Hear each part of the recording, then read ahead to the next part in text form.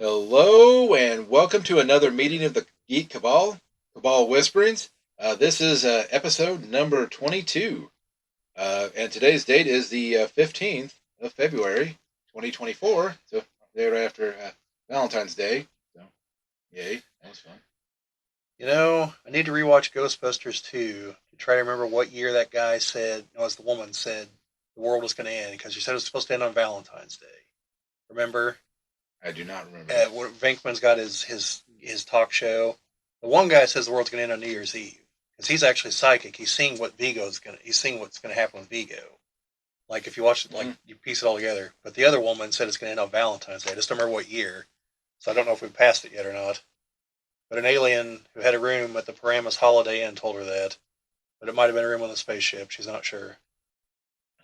But yeah, a good way to start off here.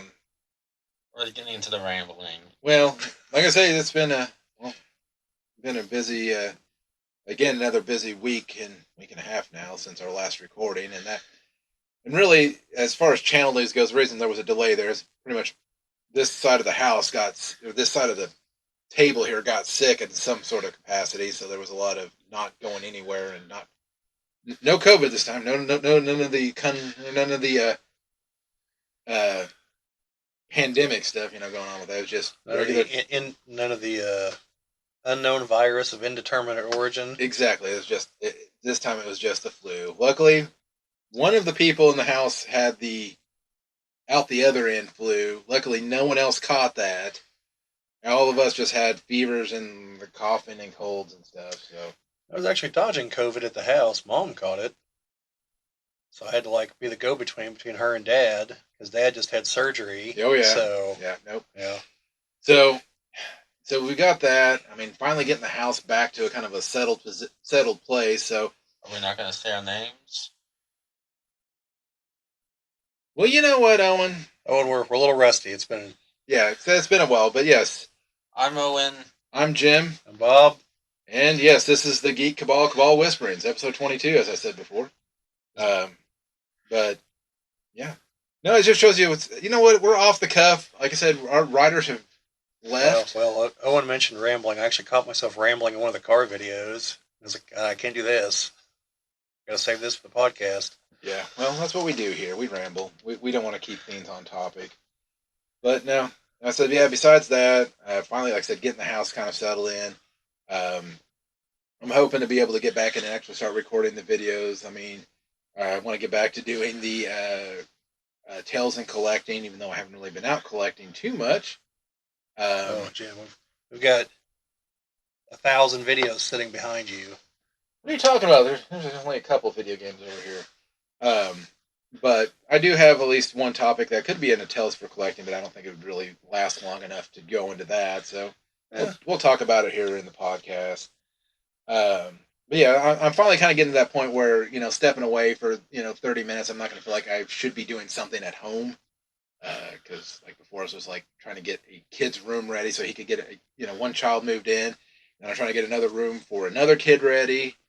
Owen's the only one that had a room that was already ready. So it's just been busy, been hectic, and then just work's been crazy. So good stuff to have. I mean, it's good to be busy at work because I'd rather be busy than not. Yeah. Because then they start wondering, why are we paying this guy for?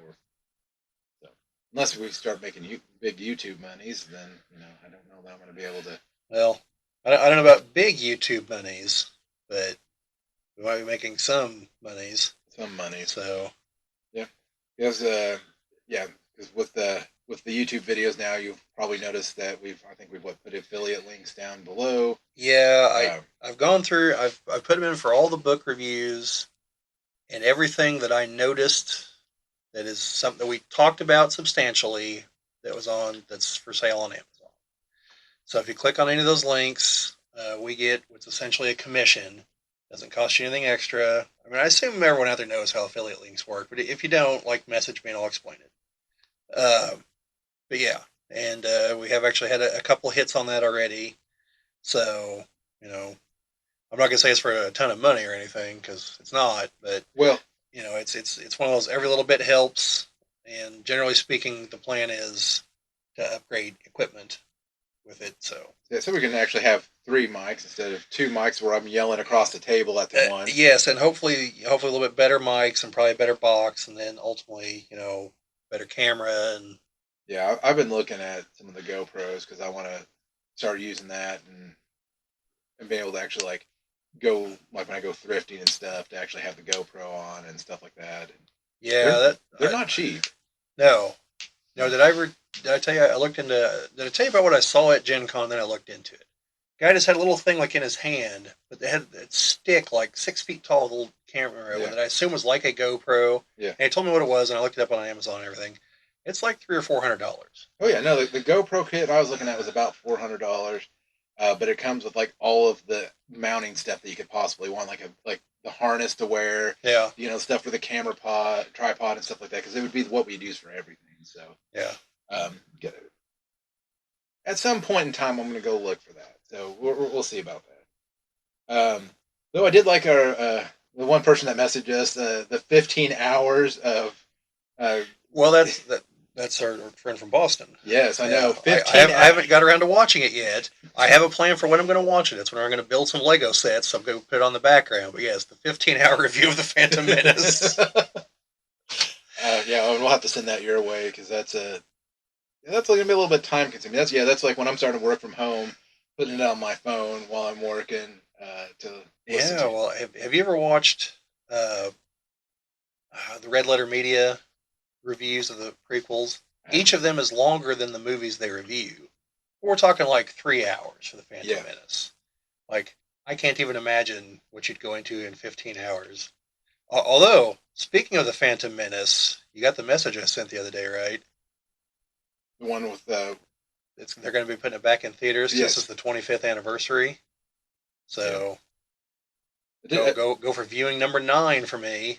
I did see a funny meme though about the Phantom Menace, and that was it was supposedly George Lucas said, "Yeah, I saw how everybody really liked that Darth Maul guy, so I had to kill him off." He's like, "I really wanted to focus on those trade disputes."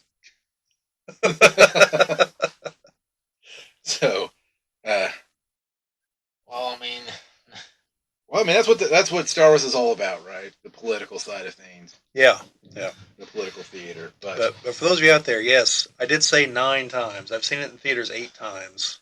7 in the original run, and once when they re-released it in 3D a few years ago.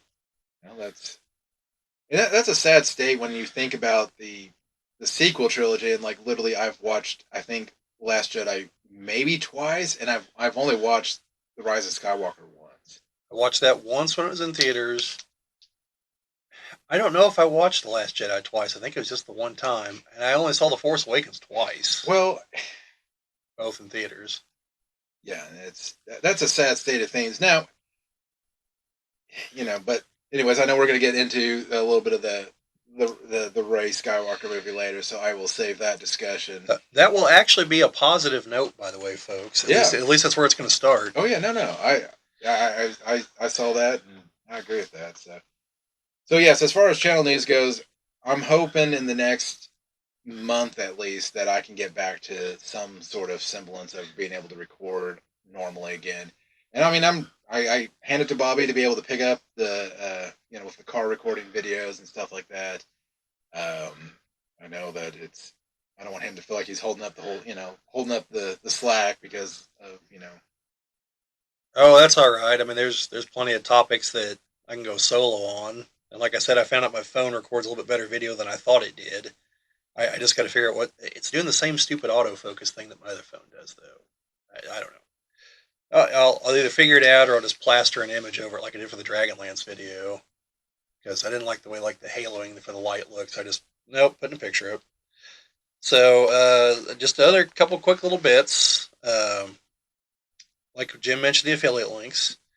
And I put those in the description and I pin a post. So, but for those of you out there, don't feel compelled to go to those. Like, if you're not going to buy them or anything,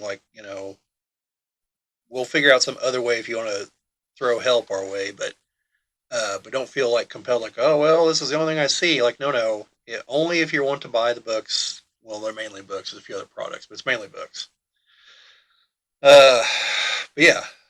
So last time we mentioned the whole AT-AT thing, And I'm not saying this is the correct way to pronounce it, by the way, but I did figure out the type of word that is. It is an acronym, but it's a specific kind called an initialism. Where, like a normal acronym, you say it like a word, like SHIELD in Marvel, the organization SHIELD. Yes, sequel would be another one. SQL, Oh, which is yeah, yeah. standard query Yeah, language, yeah. or I think it's standard. Standard search. I think yeah. But yeah, so AT-AT, if, assuming that's the pronunciation, because I think it is, that's an initialism where you pronounce the letters.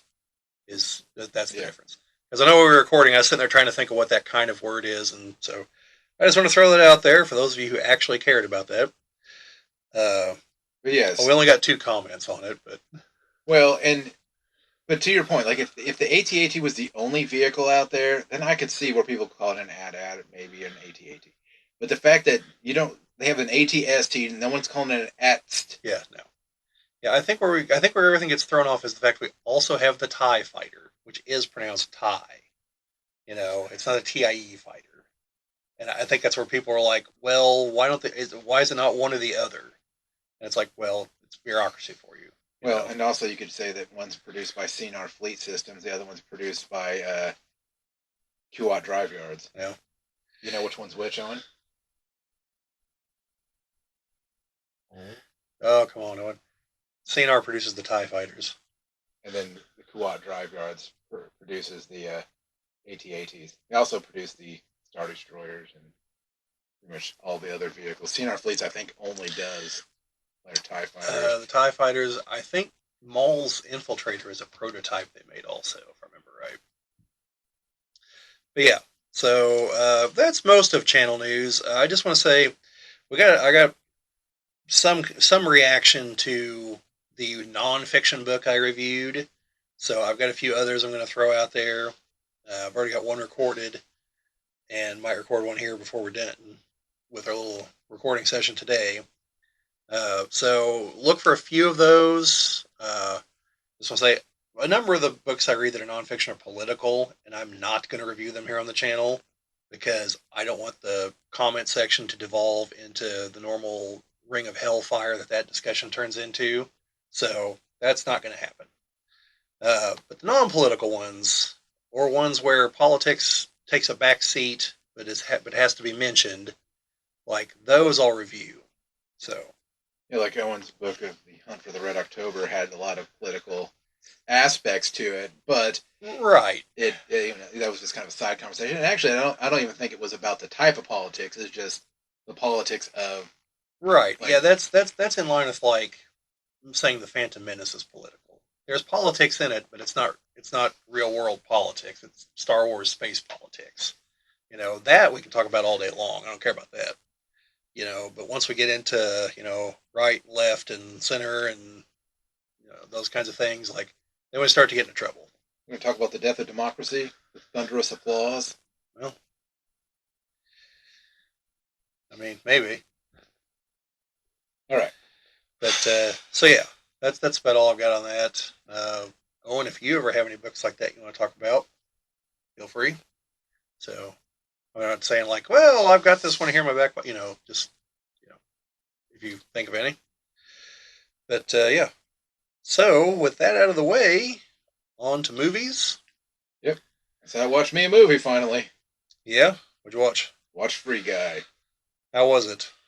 Honestly, it was not the way I figured it was just gonna be like, oh, it's got Ryan Reynolds. It's gonna be a big spoof on Ryan Reynolds just playing Ryan Reynolds kind of character. Which, I mean, don't get me wrong, there is that in there, but he's actually very toned back in like a lot of things that he says and all of that. But no, actually, it was kind of thought provoking in a way because the Free Guy, Ryan Reynolds, plays Blue Shirt Guy. That's literally his name. His Blue Shirt Guy doesn't even get a name. And he is an NPC, non-playable character for those who don't know the lingo. And he starts developing an actual personality and wanting more things than just going to work, being held up at the bank it's pretty much just like Grand Theft Auto. He works at the bank, so it's like every single day there's a mission there's missions that people can take on where they go and rob the bank. So he'd always have to, do the same thing over and over again. And what triggers him is that he sees some girl, and he's like, "That's the girl that I want to see." And it's one of the actual players because all the players wear sunglasses. That's how they know who the heroes are, and they call them heroes even though they're like robbing banks. So, just to be clear on one point, Jim, this is all inside of a video game, right? Yep. Okay. Yes. And what turns out is that one of the people that works at the video game company was developing their own game at one point, and then they were absorbed into a larger company. So just imagine if like EA had absorbed the smaller company, but then I don't have to imagine that. But keep going. I know, but they stole their code and put it into the game and did not give them credit for that code. That sounds about right. But the code was that they had a game where characters, the NPCs would actually develop into like actual personalities. Like their algorithm would just keep growing. Mm. And Blue T-shirt guy was the first guy to really show that was happening. Like there were other signs. Like he went in to talk to the barista, and they like everybody always ordered their coffee medium with medium coffee with 2 sugars and 2 creams or whatever, and everybody would order that way. And Ryan Reynolds, free guy, blue T-shirt guy goes in and wanted to order a cappuccino. She's like, "What's a cappuccino?" But later, she developed the want to learn how to make a cappuccino and taught herself how to make one. Hmm.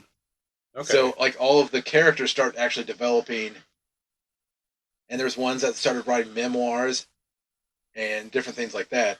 So, there's a little bit of like there's things that we're doing now that's getting us to that place where things are learning, and yes, it's not quite AI, but it's getting there. Like they're feeling like they're their own things. Like they can feel independent. They can do things that show some signs of intelligence. Now, obviously, it's still programming. It's still like the logic, everything that's put into it. But it's just the next logical step is that you're gonna have code that's gonna start learning.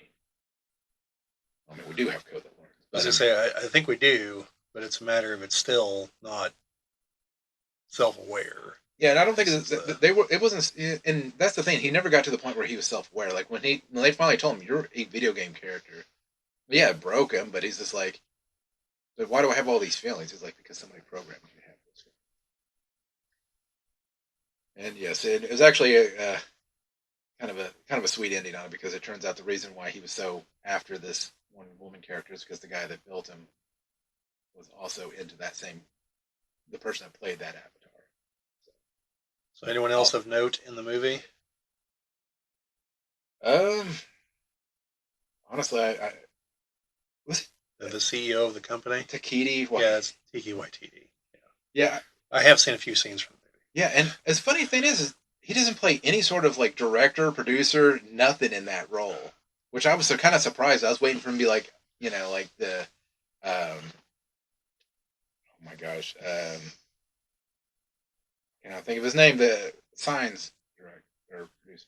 Oh, Shyamalan? Yes, like how he would always fit himself into the movies, which it's fine. I mean, hell, George Lucas was in the prequels at some points. Yeah, no, I don't have trouble with it. A couple of his are a little like, really? That's of all the cameos you could have had, that's what you went with? Okay, but mainly in The Village, where it's not even him; it's like his reflection in something, and it's like, okay, it's a bit part. Like you got that part right. And like I understand why you weren't in The Village because I'm not gonna spoil why. By the way, that's another movie I really don't want to spoil for anybody because it is a pretty good twist on that one. Whether or not you think it was executed properly or not. But yeah, like it's just kind of weird sometimes when he's in the movies. Most of his movies also center around Philadelphia and kind of in the Pennsylvania area. George Romero's did too.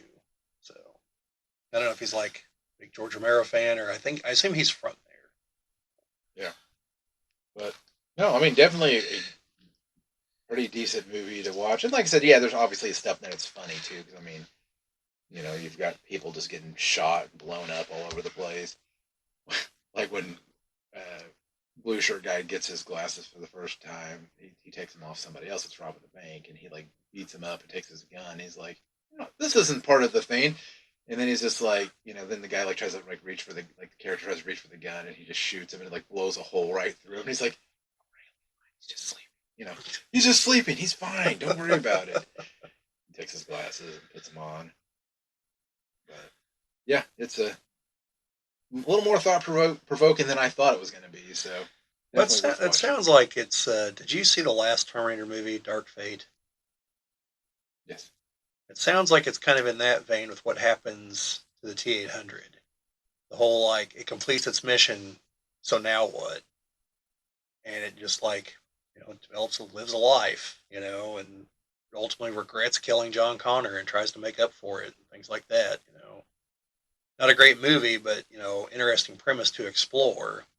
They also did that in the X-Men at one point um, with Bastion because he was trying to team up with the X-Men to create more mutants.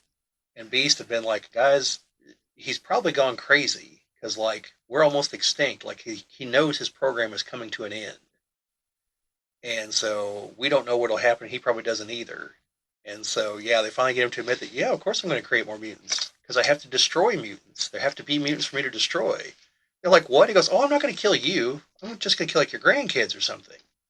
And they're just like, you're crazy. He goes, no, this is my programming. And they're like, well, you've got to go. So the main Sentinels are having trouble because they've been programmed to not fight the mutants, and the mutants just lay into them. They're just like, "What do we do? Like we're programmed to help you people." And finally, Bastion's like, "All right, just kill them," and the X Men defeat them at that point. But just that concept of an advanced machine, like once it achieves its program, what does it do? Does it just stop? Like, yeah, or does it like go on like a rudderless ship? Like, and even though I haven't read them, I guess Asimov's robot books kind of go into that too. Well, it seems like it should have been something like after primary programming's done, then the secondary programming would be to prep for the, like for Terminator, you prep for Skynet's arrival. Yeah, the else part of the program. This, if Connor exists, else. Yeah. And then a loop statement. Does Connor exist? Terminate him. If he doesn't exist, carry out plan, loop until do events, then loop. Yeah. that's I'm sorry, all my coding experience is strictly block based in the 4th grade. yeah. No, well, do events is usually like run the code here, you do it until you've completed that, then loop back and start again. And since Connor's always going to be dead now, you're always going to move through the first if statement down to the next statement. Yeah. If Skynet exists, do this. Yeah. So yeah, well, I went to go watch The Wizard of Oz in a theater. Like the original? Yeah. 85th anniversary. Cool. So that now makes it the oldest movie I've watched in a movie theater. Well, Also the only one I've seen in sepia. you're going to get ready to watch Wicked. No, I'm not. Why not? Well, first I've got to watch the trailer, which I hear is really bad. So yeah, people are like, She-Hulk? I don't know. I don't know that like that bad, but like I've never Wicked's a stage show, right? Or is it a book? Or whichever it was, I have not read the book or seen the show. So as far as I'm concerned, it's The Wizard of Oz, and then if you want to go down pure nightmare fuel road, watch Return to Oz. yes, very much so. But yeah, you know who plays Dorothy in that, by the way? Do you remember? I don't remember who, but I know. Yes, It's Fairuza Balk, the crazy one from The Craft. yeah. But yeah, so we were going down there, and this is Fathom Events, who put on old movies. Thanks to them, Chad and I have been able to watch the Transformers animated movie, the G.I. Joe animated movie. I think this weekend we're going to go watch Dune from the 80s with Sting and Kyle MacLachlan and the soundtrack by Toto. And there was one other movie. But, I went to go watch Conan the Barbarian. And so, and Enter the Dragon, that was the other one. So they run these older movies, and in front of all those, there was like 2 or 3 previews. And they're current previews. They're not like, oh, for Enter the Dragon, like, here's other movies that came out in 1975. Like, it's not like that. So, my mom ended up going with me, and Jasmine, Jessica's daughter. Jessica was supposed to go because she loves the movie. It's her favorite movie. And so we planned around that, but Something came up, she wasn't able to go, which kind of sucked. So, might try to convince her to go watch Gone with the Wind. That's going to be on all 4 hours of it, complete with the intermission though. So normally there's only like 2 or 3 previews. There was 20 minutes of trailers on in front of this movie from 19 whatever. It's an 85-year-old movie. 20 minutes of trailers, and then Leonard Maltin did an introduction. So yeah, the movie didn't start till like a half an hour after it like said it was going to start. So yeah, it ended up being a 2-hour experience for an hour and a half long movie. But the movie looked fantastic. I've never seen it on a big screen like that, and yeah, it was nice. I could definitely like just imagine 85 years ago seeing that movie. Like that'd have blown you away. That'd have been like in '77 watching A New Hope. You know, that was literally like there couldn't have been anything that came out before that would have prepared you for that. Yeah. And it's just, I could see it. Finally seeing it on the big screen like that. I see why people think, it's literally a, magical movie. There's magic in it, but you know what I mean. So yeah, just upset that I was a little bit tired and started dozing off a couple times, but also definitely caught the moment where the Scarecrow for some reason has a gun. Like whenever they go into the I think it's whenever they're going after the Wicked Witch. Like they're all like ready to go, and he's clearly got like a 6-shooter with him. And I was like, "What the hell is like?" Because I'd seen a still frame of it before, Yeah. and so as it came up, I told her my mom, I go, "Pay attention to what's in the Scarecrow's hand." She's like, "Why does he have a gun?" It's like, I don't know, but he does. Scarecrow comes packing heat. So. Yeah, apparently. Yes, and there's always a thing where people talk about that movie where they're like, "Oh, there's a scene where you can see somebody hanging from a tree." It's supposedly a mechanical bird. Yeah, the problem is that was one of those moments where I kind of dozed off because I was trying to like watch for it, but yeah. Because they said, well, there is it before they get to Oz, before they get to the Emerald City? Yeah, there's a giant mechanical bird there because I saw that because I was watching. I was like, holy shit, I don't think I've ever seen this big mechanical bird in the movie before. Yes, because a lot of people, because I guess there's that one and there's one in the background. People always said it was like one of the. Well, the one in the background is supposed to be in the Emerald City. It's supposed to be some guy in the background supposed to be hanging himself or something. Yeah, but it's just one of those birds. Is that they're showing from like a distance. And the reason why it persisted is because there was never really any good footage of the original Wizard of Oz. Like everybody watched it on TVs, and there's just not a good still of it. But yeah. Which also you've seen? Was it A Christmas Story? Well, they did like the loop for like 24 hours, like TBS and TNT. You ever noticed all the like bizarro like Wizard of Oz things in that movie? Like whenever they go to the big Christmas display, there's the parades going through town. There's people dressed up as the characters from the Wizard of Oz. Whenever they go to see Santa Claus later on in the movie, there's a woman dressed up as the Wicked Witch, and I think this the line of the Scarecrow. When he envisions his teacher, how she's going to respond, he envisions her as the Wicked Witch of the West. Like there's all kinds of just like rando Wizard of Oz stuff in that movie. And I think it's because is around Christmas is when they'd run the movie every year on TV. Yeah. So I'm not sure on that. But yeah. So if any of you out there ever get the chance, if you like that movie at all, it's definitely worth seeing in a theater. Like I said, I might actually go watch Gone with the Wind because it's been forever since I've watched it, and it'd be interesting seeing it on a big screen. And Dune is coming up. September is a movie that might get an interesting reaction. I think I mentioned last time. The 50th anniversary showing for Blazing Saddles. Yep. I'm dying to see what Leonard Maltin has to say in front of that one, because he does intros to all these movies. Could be interesting. But yeah, so that's all I got on the Wizard of Oz. So I did a video a couple days ago in the car trying to explain the Marvel versus DC crossover from the 90s, and more importantly, the amalgam part of it. So, very briefly, because you should just go watch the video where I explain all this, Marvel and DC did a big crossover, 4 issues, After issue 3, the two universes merged together for 1 month. They produced issues for what was called the Amalgam Universe, which is where they combined characters. Like Wolverine and Batman became Dark Claw, Joker and Sabretooth became the Hyena, so on and so on. So, the point of the video, though, was because I came across an article about 2 weeks ago where someone put forth the idea that the way to save the DCE or whatever the hell they're calling their movies and the MCU is to basically do the same thing but in live action. And so, what do you guys think of that possibility? Well, I thought the DCEU was done. I thought they were going to Well, switch. whatever the hell they're calling it. Well, I think they're switching to the DCU. No, sure. But anyway, let's... But to the point, no, I don't think that would work at all. No, I think that would only sink the ship further.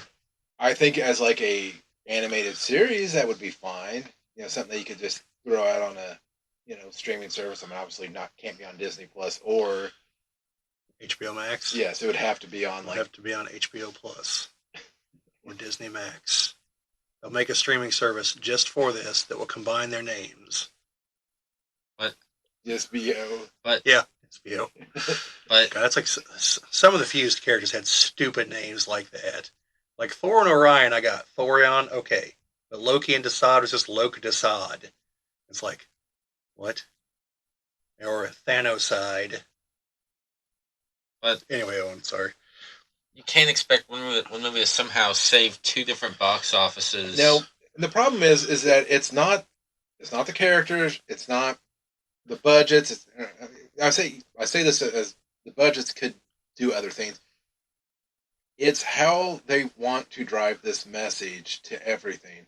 We talk about it every single podcast, but the message, this message cannot be the thing. They need to actually write a story. Story can have some sort of overarching message, but it cannot be driven into your face that this is what the message is. Like, it needs to be, here's a story. Like I said, again, one example, Godzilla -1. There was a message in there. It wasn't at the forefront. I mean, it was sprinkled in the background. It made a way better movie. People went back and said, you know what, Nuclear War is pretty bad, especially when you make a giant lizard that, roasts cities with it. But it also showed that PTSD can be bad for people, and coming back from war and all that stuff. And yeah, honestly, probably some people didn't realize the Japanese probably had it that bad. Yeah, I mean, you don't really ever see anything from the Japanese perspective post-war. And to be honest, if that probably isn't very far off from how it was. I mean, minus giant lizard, but yeah, I don't know. I wasn't alive in the aftermath of World War II, so I don't know if there were giant reptiles roaming. No, they died out during the war. Yeah, so you guys don't think it'd work out, huh? Not as a movie, I don't think it would. I maybe as a one-off well, kind of thing. I thing. was going to say that the problem is it had to be a series of movies. Because you couldn't contain it all in one movie. I think that's what I said. I think a series would be the way to go for it.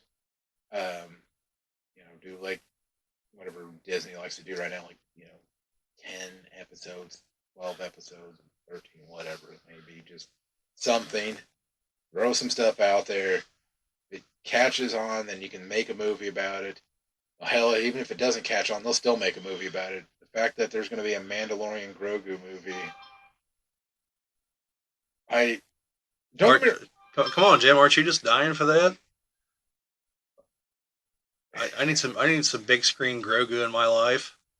Forget that Mandalorian guy. And don't get me wrong. It's a shame we won't have Grief Karga. Don't get me wrong. There's nothing Rest wrong in peace, Carl Weathers. Yeah, like I say, there's no problem with Grogu at all. I get it. Like it would explain that they would be babies until whatever, but still at 50, I think it would have a little bit more semblance of. Yeah, I think that was a terrible decision to say that. By the way, if he was 25, okay. I think because all this time I've just been under the impression that Yoda's just really damn long lived. Not that his species grows slowly, matures slowly.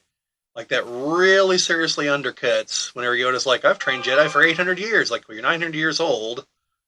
I don't see Grogu getting to that point in 50 years if this is where he's at 50. Like, the math just doesn't work. So yet again, Disney just I say nothing wrong with Grogu. Like I said, if he was like to your point, if he was a little bit younger, like say if he was 20, maybe they, and he had just a little bit more. Like I can understand him not knowing his name because he could have spoke a different language, one that nobody really knows because the species is very whatever. Gosh, Owen, you're popular. But no, School related. no. So not so much to that, but on the other hand, though, the Rey Skywalker movie, at least, hang on. Just want to make sure we're done with the whole amalgam thing. yeah. Okay, so I have one other comment on it, but let's go ahead. Well, go ahead with your comment, and then we'll move on to the. Well, I also made a serious mistake in recording that video because I point blank said, don't look for these things to ever be reprinted anytime soon. The next day, the news came out that they're going to make an omnibus of both the older Marvel and DC crossovers that predate that and the amalgam crossover. Are you talking about like the Spider-Man versus Superman? Yeah. Which, first of all, that's the stupidest like matchup against anybody. I've got the feeling they didn't actually fight each other. No, they didn't. Well, they did a little bit, but it wasn't. Before Spider-Man realized he was outclassed in every way possible. Yes. Because I think it was actually really well done because it was like Peter Parker as a journalist was meeting Clark Kent as a journalist. Yeah, that could work. Like I said, it was kind of a neat concept from it, but I know a lot of them. A lot of the crossovers get flat because they're just not that great. Like even though I like the Marvel versus DC crossover, it could have been way better. But I hear the Batman Predator crossover, the first one, is actually really good. Like way better than anyone that it has any right to be. I hear 2 and 3 are kind of trash, but apparently the first one was actually really good. So anyway, folks, that's why there's a second video 2 days later of me saying, yeah, well, apparently my timing really sucks. And I have since found out just a little bit more about that, so I'm going to throw it out here real quick. Is DC that's doing the reprints. So that's why the Amalgam book does not have all of the issues in it. Because whenever they were being printed and for reprint purposes, DC has some, Marvel has some. So now we got to wait for Marvel to reprint their half somehow, some way. Thankfully, the two of them, their omnibus books are the same height, so they will match on a shelf. But the trade dress is probably going to be different on both of them. So that part kind of sucks. I'm definitely going to pick up the Amalgam one because I want those in oversized. But I might pick up the other one too because I've not read a lot of the older crossovers. There's a couple in there I do want to read, like the X-Men and the Teen Titans crossover. I hear it's decent. Like you mentioned, the Superman and Spider-Man, and apparently there's a Batman and Hulk crossover that's not in there. So, and the JLA Avengers crossover, which actually is good, is not in either one. That's the one that has that scene with Captain America where it's got or Superman where he has Captain America's shield and Thor's hammer and is getting ready to just lay the smackdown on somebody. So yeah. The only downside to that being reprinted is I'll feel foolish for having paid what I paid for the paperback that I have of it. But oh well. At the time, it's one of those. Well, we're making like 5 of these. Good luck getting one. So yeah. Yeah, I paid out the nose for that. But anyway, so that's a no-go on Amalgam saving things for you guys, huh? No. I don't think it would either, just to be totally honest. But it'd be interesting just to see what all it would take to actually somehow make that a reality. As far as the two companies working together, figuring out which actor is going to play from the fused characters, because it's only going to be one of the two. Obviously, it has to be, so. Like from a logistics angle, I'd be curious to see them try it, but I think the end product would be terrible. What they need to do is they need to get the actor or actresses that people always confuse somebody else for, like these people always get kind of confused for each other. We'll get the person that's not the original actor, the one that gets confused for them. No, okay. I'm trying to think of who. There's someone for Keanu Reeves. I saw him one time. Like this looks like someone that was bad at art drew Keanu Reeves. That's what this guy looks like. I'm trying to remember who the hell it was. But yeah, that would be interesting. Just people that kind of look like the actors or actresses or whatever. So. Yeah. So yeah, I'm hoping that this reprint, by the way, because from what I heard, Ike Perlmutter was the main person blocking things on the Marvel side. So hopefully this is the rebirth of some actual cooperation between the two companies occasionally and seeing new crossovers again. Well, hopefully somebody's like, we're floundering here. We need. Yeah, comic wise, I think that would help both lines if they could get some real talent and build real storylines. Yeah, I saw a thing where I don't know who it was, but some comic book writer was like, I don't like writing comics, and it's like, And stop. well, then why are you a comic book writer? Quit subjecting us to your trash then. But like I said, this actually comes into the kind of like with the Rey Skywalker movie. This is a big circle around on that. Is that Daisy Ridley said the backlash that supposedly is all because of her is not as bad as people are portraying it to be, and it's damn straight. Nobody saw the sequel trilogy and said it's because they put a woman as the main lead. There was not a problem with having Daisy Ridley, Rey be the lead. Like that was fine. Like I don't think that was nobody ever came out and said, yeah, that's the problem. And she's like, no. Like what people are saying, yes, there's going to be trolls out there. There's going to be people that are going to be like, they should have never replaced, Luke with a woman, and it's like, no. Nobody said that. We didn't go into the Force Awakens saying, you know what, this sucks because they have Rey in there. Yeah, and I'm glad that she came out and said that. That basically that the fan base is not full of misogynists. Like, that's I'm glad that someone stood up and said that from the inside. So that was definitely nice. And does that give me some hope? I don't know, maybe because if you have somebody that's actually caring about the role, that's what happened in the original Star Wars. I mean, people spoke up to George Lucas that people don't talk like this, George. People don't do this. The one thing they have to understand is that is a galaxy far, far away, not here. Yeah. I like the way Star Trek had approached topics like that. Most of the time, people were already over it. Like there were there, you know, they spoke about the same kind of topics, but they did it in a way where it's like this stuff has already been addressed. People are already doing these things. It's already out there. And then you get shows like Discovery, which kind of reel that back and act like it's not that way. Well, for whatever it's worth, Jim, I've actually been thinking about this lately. I don't know beyond the first two seasons, but there is actually at least one of those things I thought Discovery did well. The two guys that are a couple there, I thought that was actually handled really well because you never have anyone like, oh, look at you two, so brave or anything like that. Because like, it's the future, like no one cares. Exactly. And they were treated just like a couple. I didn't know till 4 episodes in that they were a couple till I saw them together, like brushing their teeth and everything, ready to go to bed.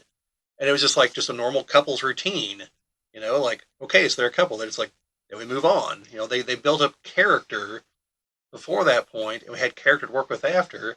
And I think the only time in the first two seasons that it kind of came up a little bit was when they went to the Mirrorverse, and you found out that the engineer there wasn't gay, that he was bi. And because he slept with the woman in charge there. Yeah. And I think that kind of had some repercussions, because I think his boyfriend in the main universe was kind of like, so wait, are you? And I think he ended up admitting to him that he was, not that that mattered. Yeah. But yeah, I think beyond that, they were just treated as a couple. Well, that's it. I mean, I think the original series did it with having Uhura on the bridge because they were like, no, this is normal. Yeah. There's nothing uncommon about this. They never brought up. It was never like, oh, look at. And to a lesser extent, Chekhov, because there was peak Cold War, and he's sitting there with his thick Russian accent, and Sulu, that wasn't that long after World War II. So yeah, and the Next Generation I think handled it for the most part okay. There was the one episode with the androgynous race. No. That one was handled well. No, I'm talking about the one where it was like the tribal race. Oh yeah. That one, the episode that everyone's kind of like, and mine. I think it was in the first season. Yeah, because Tasha Yar is still there. Yeah, that one was, and that's even with like the one was like, excuse me, where they had to have the I seen the meme for today where it was Tasha Yar asking Data if he's fully functional. Well, yes, he is. For those who haven't seen the show. So, but no, that gives me some hope, and I don't know. I'm hoping that the tides are turning a little bit where people get back to writing the good stories, and if they want any of those kinds of messages out there, they tell a compelling story that includes those elements, but that's not the driving factor for it. That you tell a narrative, you sprinkle it with a little bit of a message or whatever you want to get across.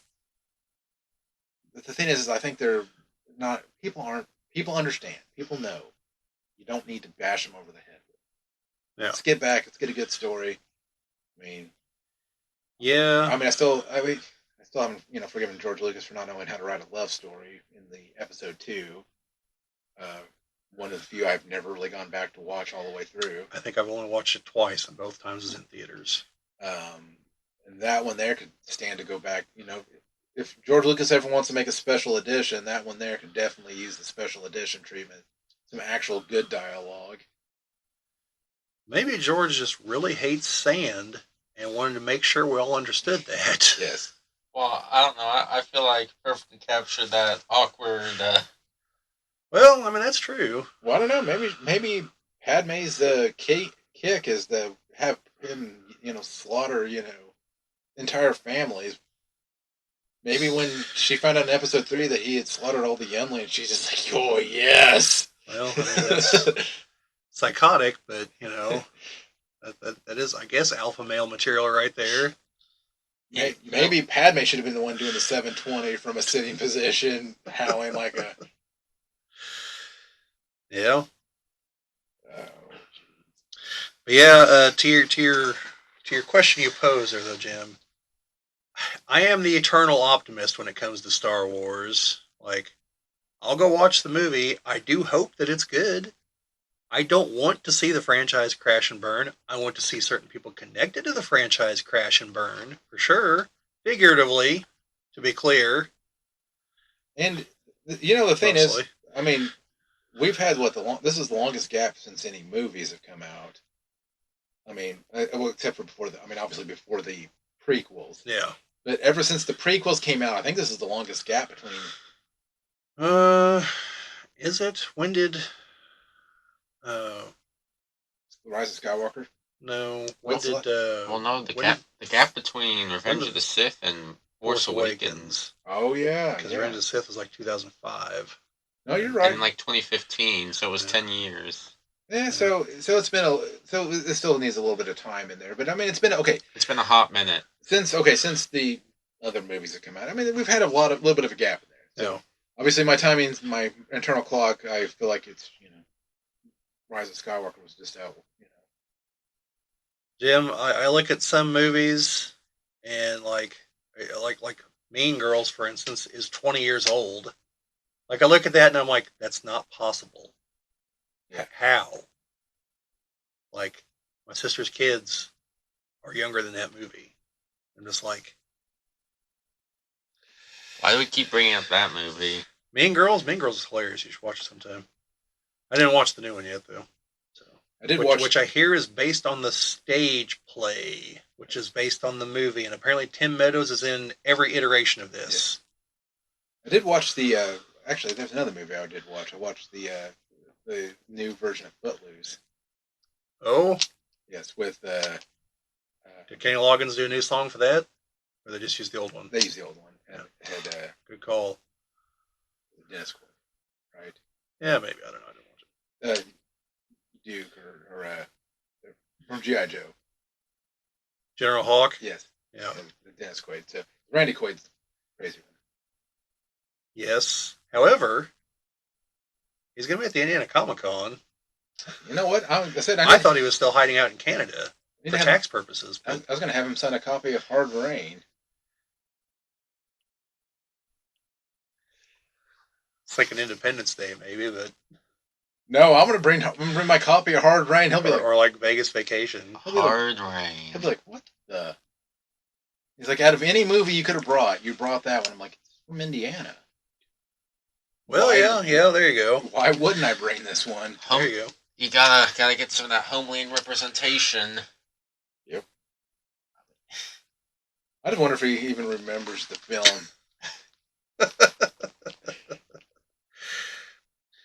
Yeah, did you ever see the movie Club Dread, by any chance? You saw Super Troopers, right? Yes. Same guys. Only this is like a horror movie. And so they're on an island. And the island is owned by a guy who's a knockoff of Jimmy Buffett. It's Pineapple Pete, if I remember right. No, something like that. Anyway, yeah, it's Pineapple Pete. He's played by Bill Paxton, by the way. He's great. And there comes a point where they realize the killer is basing what he's doing based on songs from his albums. And they're like, well, what comes next? He's like, hell, I don't know. I don't even remember recording this album. It was the 70s. I don't remember much of that decade. Great movie, though. Like, definitely, like, for a horror knockoff, it's really good. And you get such great moments as they're sitting around, like, telling a story on the campfire about some crazed killer on the island, and his name is Pete Coletti, known for using a machete. And so, what would you think a natural like nickname for someone like that would be? Machete Coletti? Yes, he was known as Machete Pete. Yeah, like that's the kind of thing. So, like the end of the movie, and the killer's like, "Why'd you do it?" Cuts back to the very beginning of the movie when he asked this guy to bring him some weed from on shore. And he's like, "It's because he said he had no grass, but he had grass." And it, like shows it like his interpretation. He's like, "No, wait, that's not it. No." And cuts to with like the real reason. But it's like for a moment there, you're like, "Really? It was that petty? How you just started killing people for that?" And he's like, "No, no, no. It's really for this." But no, it's pretty funny. You should check it out sometime. All right. We'll keep this train a moving because we got some other stuff. All right. Books. So books. Just recorded a BattleTech book review. It's already up. The Strong Towns book review is up. That's got some traction to it.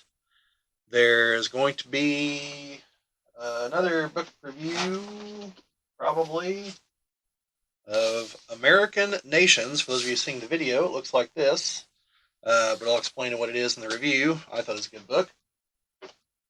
Then I also did a review that I haven't posted yet for Merchant of Death, which is a good book about Victor Bout. Any of you guys happen to know who Victor Bout is, other than the fact he's known as the Merchant of Death? I know exactly who he is. So he is very likely, is in like about a 99% certainty, the inspiration for Nicolas Cage's character in Lord of War. One thing. But also, spoiler for something that happens after the end of the book, we captured him and had him as a prisoner. And last year exchanged him back to the Russians for Brittany Griner. Who does not really care for the country that... I think she changed her tune after that. I believe she did. I would have too, probably. But yes. So now he's back and he's like one of Putin's buddies and everything and is probably back to being up to no good. So, yeah, the book is very interesting. I haven't posted the review yet, so check it out. I did not have my physical copy of the book with me because I was in the car. But I'll post a picture of me with it if you guys really want to know that I actually own it. But, yeah, it's a good book. Yeah. So on the book front, I've got some other books I'm going to be getting into next few weeks. But that's all I've got on the book front. Do you have any, Owen? Or I should say I'm reading another BattleTech book right now. I'm already a third of the way through it. I'm currently reading another Tom Clancy book. Oh, yeah? It's one of the ones picked up from you. Oh, okay. Which one? State of Siege. Okay. I didn't read either of them. I found them on a bookshelf I was clearing out and figured you might want them. Oh, I'm checking them out. Might be a little bit before I can get to that review, though. Yeah, that's fine. I told Owen he needs to go and raid my dad's library because my dad's got like some Asimov and... Yeah, I've read Foundation, but I need to read the books after that, and the robot books, because the robot and the Foundation books are all actually the same series, which you don't realize until really deep into them. But no, Dad's got some. He's got Arthur C. Clarke, the Odyssey, Space Odyssey, or whatever. He's got, I think, all three. There's three of them. There's 2001, 2010, and 3001. Yeah, sounds deep. Well, if you ever watch the movie for 2001, I highly recommend watching 2010 like right after it. It will answer about half of your questions. Not the ones you want answered, but you'll get some answers. Then it'll throw a whole bunch more questions at you and be like, good luck.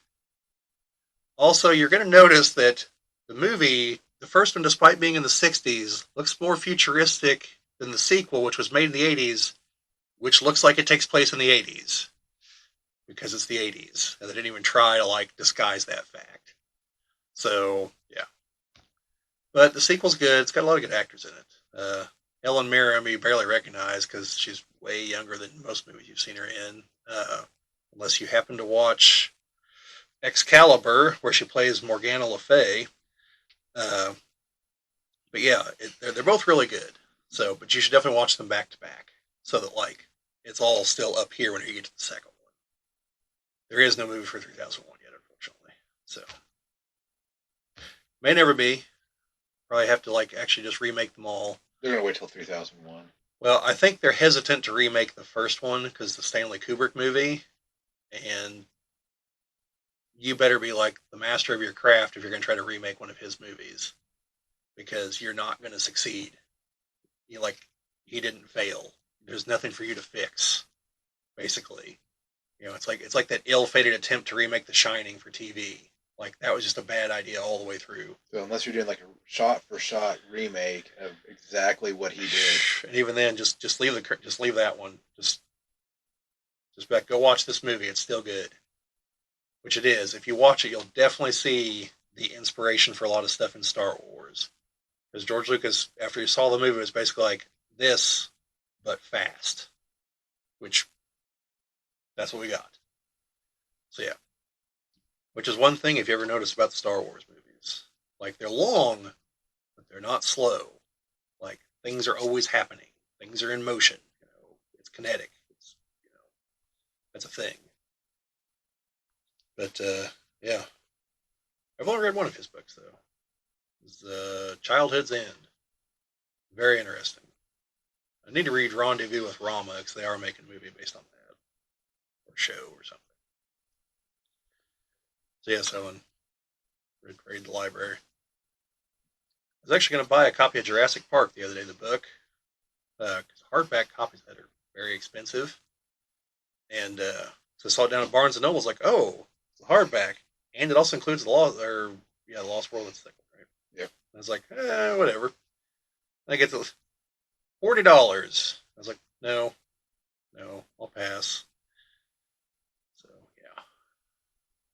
It was buy one, get one half off, but I couldn't find another book I wanted. Plus, it would have up to $60. Kind of a cheapskate. Sorry, folks. I hear the book is considerably better than the movie. Yeah. And goes into the duplicitousness of John Hammond and how he screwed over Dennis Nedry. Like, how Dennis Nedry was kind of semi-justified in what he did. And how, like, the park was doomed to failure and they just didn't even know it yet. Because I guess there's a moment where, like, they've got all the tracking signals or something for the dinosaurs. And they're not trackers, they're like motion trackers. And they realize that, like, Nedry's, if it's been explained to me properly, they realized, like, Nedry's code, like, stopped. It, like, had a cap built into it based on the number of dinosaurs there were supposed to be. Once they eliminated that, like, the screen just, like, lights up. Because, that scene in the movie where they find the eggs that have hatched? Yeah, that had been already happening for a while on the island. So, yeah, there were way more dinosaurs than they thought. Like, the park it had already fallen, they just didn't even realize it yet. So, yeah. Yeah, that's kind of common in Michael Crichton stuff. Yeah.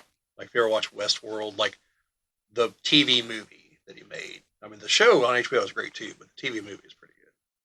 It's on YouTube for free. Yul Brynner as an evil cowboy. It's great. Yeah, that's all I got on books. Yep. Owen, anything else? I don't got much else to say on the book front. Jim?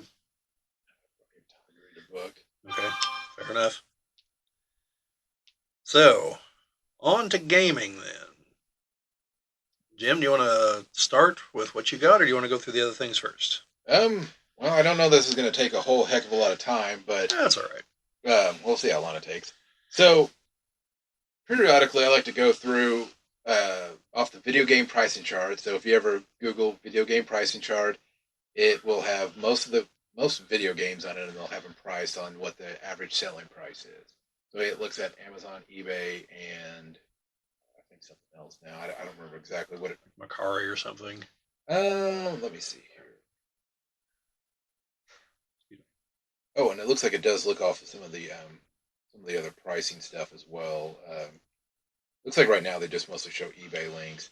So I was just perusing through some of my video game consoles because I like to look, and what I've got, and for those that are watching on the YouTubes here on the desk or table or whatever the hell this is, I've got my Turbo Grafx 16 with the Turbo CD attachment onto it. And I had got this at auction for $2. And when I say auction, I mean raise your hand kind of auction, like sitting down. I got it for $2 and was able to hook it up, test it, everything works. Jim, I have to ask. I totally derailed your story. But was this one of those moments when they started at like 10 cents or something? And you're like, $2. And everyone's like, oh, $2. No, they started. The hushed whispers falls over the crowd. They started off at $5. Nobody bid on it, so then I bid $2. Okay. And I got it for $2. No, I was the only person that bid on it. I was just kind of curious how that all went down, and so, having never been to an actual auction. So.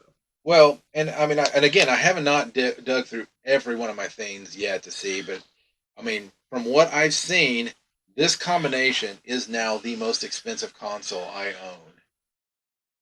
own. And that easily beats out the monstrosity of the Sega Genesis 32X Sega CD combination. So right now, the going price of a Turbo Grafx roughly is $200. Now that's the base without the CD. You're saying without the CD. Okay. The CD attachment, just looking at it right now, loose like I have it, $650. So right there is almost a $900 console. I mean, it's on the $50 away from it, but $850 for that. I don't even own a game for this yet. I do know it works because when I hooked it up, I played it. It was able to play music CDs. You have to have a special Hue card for the CD. Now I don't have it. It's right over there, but I've got Bomberman in there right now. But there's a special Hue card to run it, and I've hooked that up, and it does play CDs. So I just got to get a game for it. But sometime this year, I'm going to do a review on some game I'm going to buy for this Turbo CD. Not going to play it very much because for $900, I'm going to make sure it works, make sure it plays, put it back. The Turbo Grafx, freeze it in carbonite. The Turbo Grafx, the only thing I ever remember is I believe Justin had one. I think he did, or we rented one, or something. Because two of the consoles I bought that I have, well, one of them especially, I bought just because Justin had it. That was the Philips CDI. I bought 3 of them so far because the first one broke, or I broke it because I was trying to desolder the time clock on it because it's soldered to the board. So when the battery goes out, you can't play it. The second one I bought to try to fix. It never worked, and then I bought the third one from Denmark because it turned out the CDI was. They send you some free Legos with it. But it turns out that the Philips CDI had a longer lifespan in Europe than it did here in the States. So you can get actually newer consoles. No. So the Turbo CD, something I never saw anywhere. I mean, it explains probably why it's. Because see, this is just telling me that if I ever come across a decently priced Atari Jaguar or Neo Geo, I'm going to have to pick it up because they're not going to get any cheaper. Right. They may fluctuate a little bit. They may dip a little bit below 400, but right now both those consoles go for about 400 each. And the one thing I may do is from like the Neo Geo, you can import them from Japan, and they all work just fine over here. There's no region lock kind of thing to it, so you may have to do that. But no, it's just a crazy thing because I was like, okay. That's what that's supposedly going for right now, and I've got the whole kit and caboodle there. So,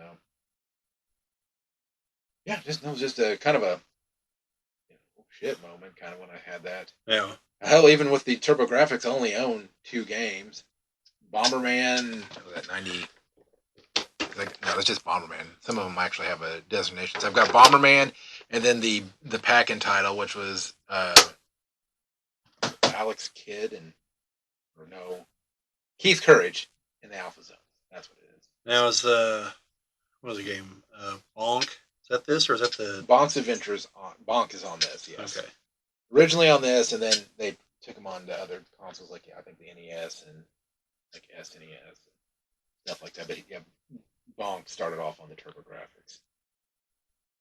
It must be the Jaguar that I've never played then, because I've played Bonk before, and I know it wasn't. It was on the console it originated on. Yeah, what's kind of nice about the CD attachment is, unlike some of the other ones where you had to have like additional weird power supplies to power this and this powers and has the audio video output for the whole console right there. Yeah. Yeah, and the only thing that tells it to pass through this into this is, like I said, the hue card that goes into it. So, kind of neat, and yeah, definitely want to do a review on that, get something put out there. So, Well, I mean, people like the video game videos. The one for the Game Boy, was it the Game Boy Micro? yeah.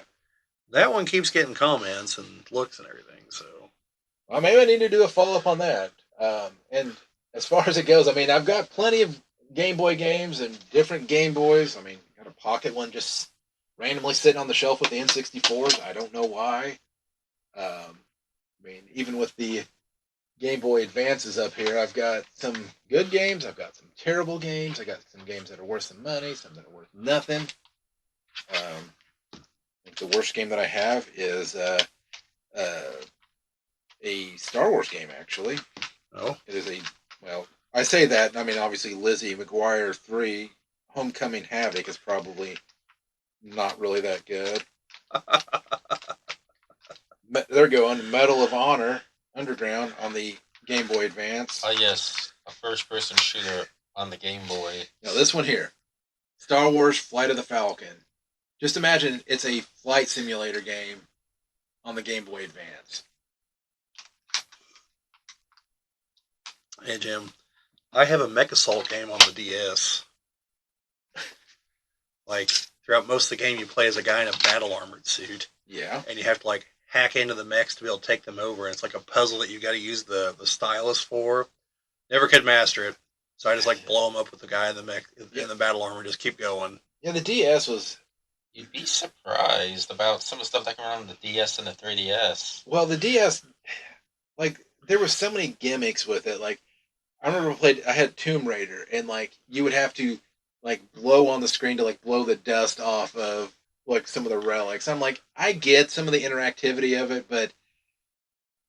I had one game that you had to do that. And I can't think of what it is now. And it's just like, okay, and not bashing the DS at all. Like, the dual screens, touchscreen, great idea, but there are definitely games out there, and definitely leave them in the comments if you know any that you want me to take a look at, where you had to... There was just some like they like do something with the bottom screen. We don't care what, just do something. So they like, I know like the Force Unleashed had some weird mechanic with the bottom screen. A lot of them were just Yeah, like they put Force Unleashed on the DS, and there was some weird mechanic where to use your Force powers, you had to like move Force orbs into a thing.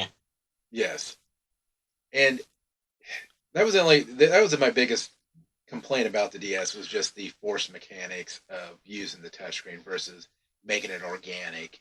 Yeah. Yeah, you had like that, and you had like Call of Duty 4 Modern Warfare for the DS. I know because I played it. It works. Could you imagine if that was the slogan of half the games? It works. Well, I mean, Could be worse. I mean, back in the day, we didn't have like where you could buy a game on on the day it came out, and then have to wait for it to actually download the game because whatever they gave you was just a shell of of the game. Because it's like, well, no, we didn't actually put a functioning copy on there. No, this is just the downloader to download it on opening. I ever tell you about Neverwinter Nights 2? When I bought it, like, well, I think within a week of it coming out, and it's a PC game, and like the game just wouldn't function properly, and I finally got the fix by going to some forum where someone's like, all right, you need to get into the code, go to this line, change these things, and you're golden. And it's just like, why am I having to do this? Like, especially something this simple, but also like, shouldn't this be a little bit more difficult to get to this to monkey around? But there is an instance where going in and changing the code is actually for the better, and that was in X-Wing Alliance. Because there was just a simple text file that said, name of the ship, is it flyable? And guess what you put on every one of those ships? Yes. So when you're like, okay, I'm going to, because X-Wing Alliance had where you can build your own battle thing. You can set your own conditions and what has to be done. And you could be like, okay, so what ship are you piloting? So it would give you a list of the ships that you've had, yes, is flyable. So I'm like, I'm going to fly the Super Star Destroyer. And because of the way the game mechanics are, it puts all of the laser guns forward facing. Yeah. So just imagine, well, and don't get me wrong, it doesn't have as many turbo lasers as it should have. But just imagine all those turbo lasers are now forward facing. So if you're doing Super Star Destroyer versus Super Star Destroyer, that other one's not going to last very long because you're firing every single one of them forward. And they fire like through your ship, so they like all. Yeah. And was powerful enough that you could just fly the Super Star Destroyer into a station, and the station would just blow up. Yeah, it sounds like Empire at War. Once you have the Death Star, you just start the mission. It's like the mission only has to last like a minute, maybe two. That's all the longer you have to hold them off before it's like, all right, we're ready to fire. You just destroy the planet. Like, well, mission's over. Yeah. Now it's a debris field. As much as I like the Forces of Corruption, because you get the Super Star Destroyer, I just hated the pirate element, because there was no way to secure any system permanently. And I'm like, that's bullcrap. I'm like, if I have an entire battalion of Star Destroyers in a system, some stupid pirate in his... I mean, isn't like literally the plot of Phantom Menace that they blockaded the planet? Why can't the Empire just do that? Yeah. Well, because corruption always seeps its way in, and that's what it's doing. I'm like, but no. I mean, yes, there's going to be... The Empire is going to have corrupt people. I get that, but you're not going to have some guy come in and... It completely unbalances the game. Yeah, it makes the game not fun. Hey, watch this. Owen. You're hooked. God, hopefully he hasn't unplugged anything. Yeah, we're two-thirds of the way through. Halfway through, something. I don't know. So games. Yes, that's... Yeah, so some other gaming news. The next edition, 6th edition, Eternal Edition, I don't know what the hell we're calling it. Wizards of the Coast insists it's not a new edition of the game, even though there's new books, which implies that it is in fact a new edition of the game, so, whatever. Their next set of D&D books have been delayed a little bit. It'll come out in the series, the Player's Handbook will be first, then the Dungeon Master's Guide, and then the Monster Manual. The Monster Manual is not going to be out until next year. The other two are going to be out before the end of this year. Sometime in between them instead of releasing them all at once. So, the whole Monster Manual thing being next year is probably a serious miscalculation. Because if I were them, I would make sure all those books were out before Christmas. Because people will be like, hey, get these for me for Christmas. It's just not... All these delays is not gonna end well. Well, no, especially after they've fired everyone in their book division, which is apparently what happened. So I don't know how you produce books with no people in your book division. I don't know who's sitting around taking all that data from the surveys and doing anything with it. I think these books were ready to go a while ago, and the surveys is just it's nothing. They're not actually paying attention to them, probably. So, or they're using them to appear to be paying attention to arrive at a destination that they've already arrived at. So we'll see. I don't know. I'm probably not going to buy them. Wizards of the Coast has generally pissed me off. So, I mean, I don't feel any motivation to. No. Or should I? And I think that's going to be a problem they're going to run into. Is They have the huge fan base for 5th edition. A lot of these people have not played any other version of Dungeons and Dragons. They've not experienced the joys of the edition wars, where some of their group will want to try the new edition, and others will not, and it'll just be bad. So, yeah, so they don't know about this whole, like, yeah, at some point the game updates and all your stuff's no longer worthwhile. So, which is why Hasbro keeps, Wizards of the Coast keeps trying to deliver this whole, oh no, it's not really a new edition. We're beyond editions now. You know, I think one of them actually said that, and it's like, no, you're not. Like, you're just not calling them editions. That's like saying, oh, it's not raining. That's just water falling from the sky. It's like, yeah, they call it rain. No. You know? I would say if you want to invest in something, you can invest in a copy of Eye of the Beholder for Advanced Dungeons and Dragons. Advanced, is that the 2nd edition? Yes, I believe so. That's way before my time, Jim. So, but I do believe that Advanced is what ultimately became 2nd edition, or maybe there was just 2nd edition and incorporated things from Advanced. I don't know. Because I keep seeing people online say, yeah, this whole 5 editions thing, technically there's really like 9. So, because I guess there's like a couple different iterations of 1st and 2nd. And 3 also had 3 and 3.5. And that's assuming you don't consider Pathfinder 3.75, which is what it really is. So, yeah. Even 5th edition is already like almost like a 5.5 as it stands because of all the changes that they've made. And obviously, once these books come out, it'll definitely be at least 5.5, if not 6. So, now, it's not to say that there can't be compatibility. You know, maybe if they don't change rules too much, certain things should still work. But we'll just have to see how it all pans out, or not. I mean, I personally vote that once we get back into it, if we ever do, that we start trying some other game systems. I second that. Because I definitely want to try Dungeon Crawl Classics. I want to try Shadow Dark. And, I don't know, maybe at some point actually try 1st or 2nd edition.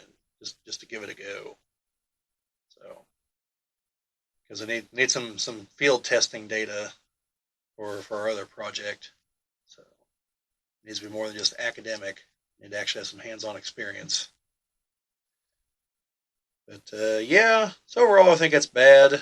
I think they made a mistake trying to go for the arbitrary deadline of, because this year's the 50th anniversary, of being like, oh, well, it's 50th anniversary. If we're going to release a new edition, we've got to do it now. Well, they set themselves up for failure. Like, you should have been planning this like 5 years ago. Similar to how, not only is this the 50th anniversary, this also happens to be the Chinese Year of the Dragon. And Wizards of the Coast has nothing. They make a game called Dungeons and Dragons. It's the 50th anniversary of that game, and it happens to be the Year of the Dragon in China. And they basically have nothing. Like, this is a confluence of events that someone there who understands how to operate a calendar should have noticed. And like 5 years ago, they should have been planning for what they were going to do. Yeah, I know. But You see, life is taught me you don't plan, you just go with the flow, even if you're supposed to be the one with the plans. yeah, like, that's all well and good for us, but like major corporations, like, that's why our corporations suck. That's why Japanese corporations will last forever, because they plan for like 100 years down the road. I mean, that's why Nintendo's like, when the I think like when the Wii U didn't sell very well, they're like, it doesn't matter. They had such a a wealth that they were sitting upon. A grip on the market. Now, don't get me wrong, that's not going to last them forever because Nintendo's been making mistakes and different things. So let's go back to making trading cards. Yeah, let's go back. Or they go back to those love hotels. Yeah, I hear those are big in Japan. Oh, Japan, never change. Seriously, never change. Don't let the Westerns influence you, Japan. It's a mistake. Well, you see, the opposite's happening. Japan's influencing the Westerners. Well, kind of. Apparently, the localizers for the video games are doing their damnedest and for anime are doing their damnedest to try to infect the Japanese companies with Western baloney. Well, I just saw. Apparently, the Japanese are fighting back. Yeah, I just saw a thing where they said Sega had fired like 61 people They all turned out to be localization teams. Yeah. Like, but why? Is it because of American slang? No, it's No, it's because because they're trying to the crap that's destroying our movies. They're trying to infect Japanese stuff with that, Oh, which that's never going to work because, like, God love them, but the Japanese clearly have different cultural values and definitely place like different values on different things. Like, I don't want to say that they're a misogynistic culture, but they're definitely a male dominated culture, and like that comes through in their entertainment. And you know, I personally, I don't, I'm not trying to pass any judgments on them. I think the Japanese should do everything they can to maintain their cultural identity because it's unique. It's just Western enough that we can kind of get it, but it's got all these weird to us weird foreign elements, because Japanese culture developed largely insular on their islands. There wasn't a ton of outside influence. There's bits and pieces, and definitely a lot more after World War II. But they had a lot of time to develop, this whole other view of society and culture and everything, absent Western influence, but also while still being functional and advanced. And so that's I consider that I consider all that very interesting. Yeah, there's all kinds of bad parts of it. I mean, samurai apparently walking around and be like, oh, I need a test to see if my sword's sharp. Come here, peasant. Whoosh, and lop their head off with it. Oh, sharp enough. All right. Apparently that was a thing, from what I understand. But everyone's history has some bumpy parts. So yeah. yeah. Well, But no, I don't know. I find all the Japanese stuff fascinating, and apparently the Japanese love the fact that everyone else likes their crap. Like they want other people to like their stuff. They yeah, don't want a bunch of other people living on their islands. Fair enough, but yeah. you know, To them, cultural appropriation isn't a thing. They want people to, yeah, I would say, in a sense, appropriate their culture to celebrate their yeah. culture.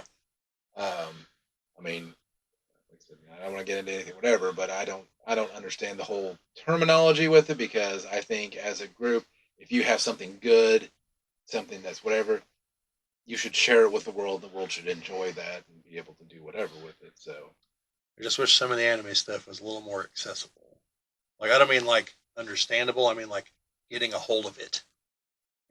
Like Walmart sells a lot of anime on DVD and Blu-ray, but hardly any of them have digital codes. Like a lot of them aren't digital anywhere. Like the various Gundam series. I don't know if they're on Crunchyroll because I'm on Crunchyroll, but the movies, the OVAs, what they call them, where they condense a show down into a movie. There's three of them for the original Gundam series. In all likelihood, if you ever watch them, they're in Japanese. They're subtitled if you ever watch them. I've only seen like one version of them dubbed, and that was like a special DVD release. Like that's how rare it was. Uh, they're on Netflix, and Char's Counterattack, the finale to the Universal Century, is on Netflix, but nothing in between.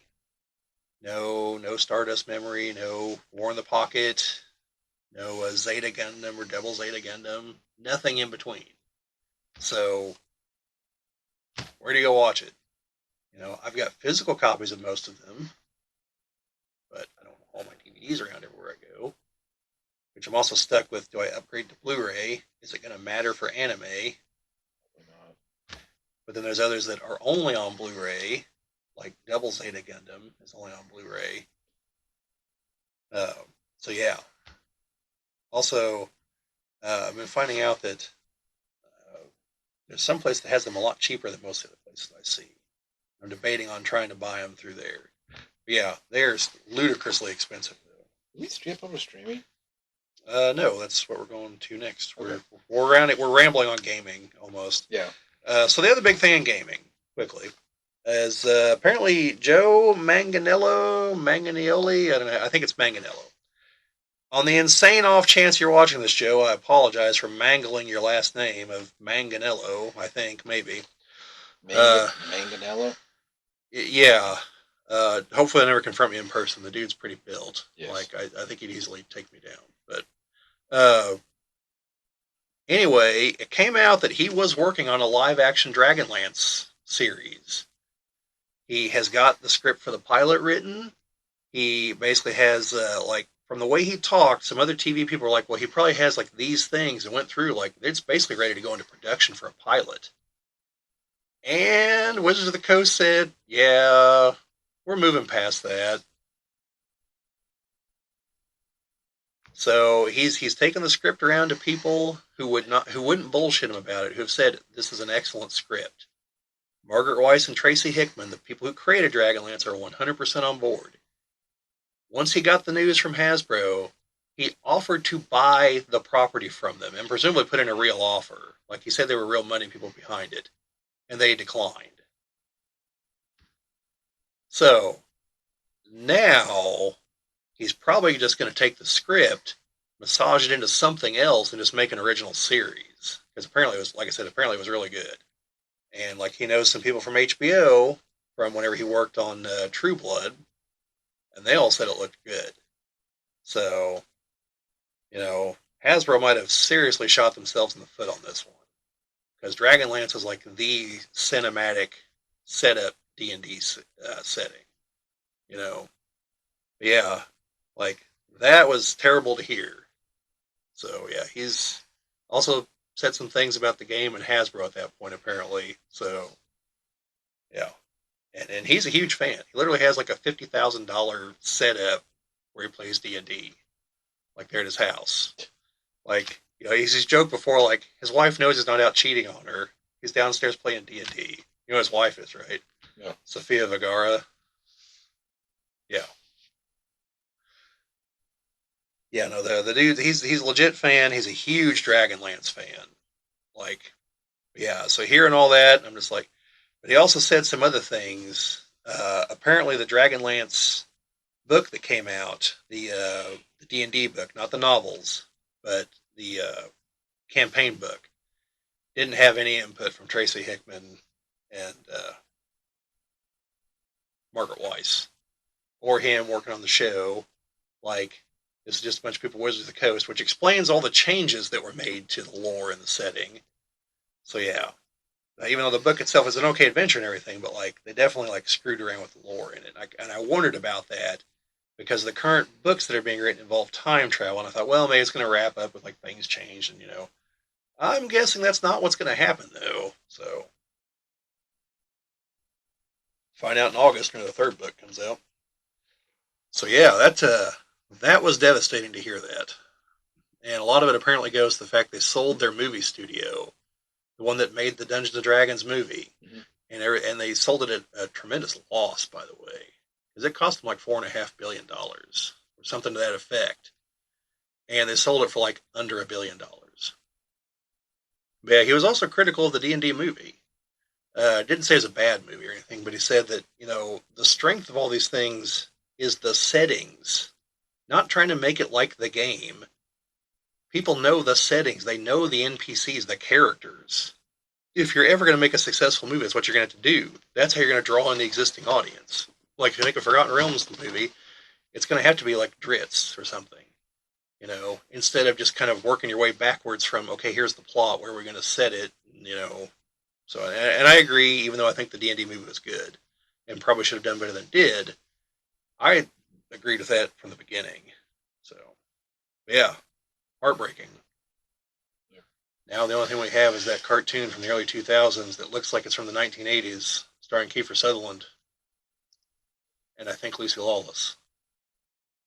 It's not bad, but like you look at it and you're like I know why they made it the way that they did it, because it almost kind of looks like the D&D cartoon, but still, could have been better. So yeah, that's about it for gaming. Unless you guys want to shout out and pour one out for Dragonlance or anything. Yeah. All right. So streaming, I finally finished Deep Space Nine like 2 weeks ago. Week and a half ago. It was almost right after we recorded the last episode. Pretty good overall. Definitely liked it.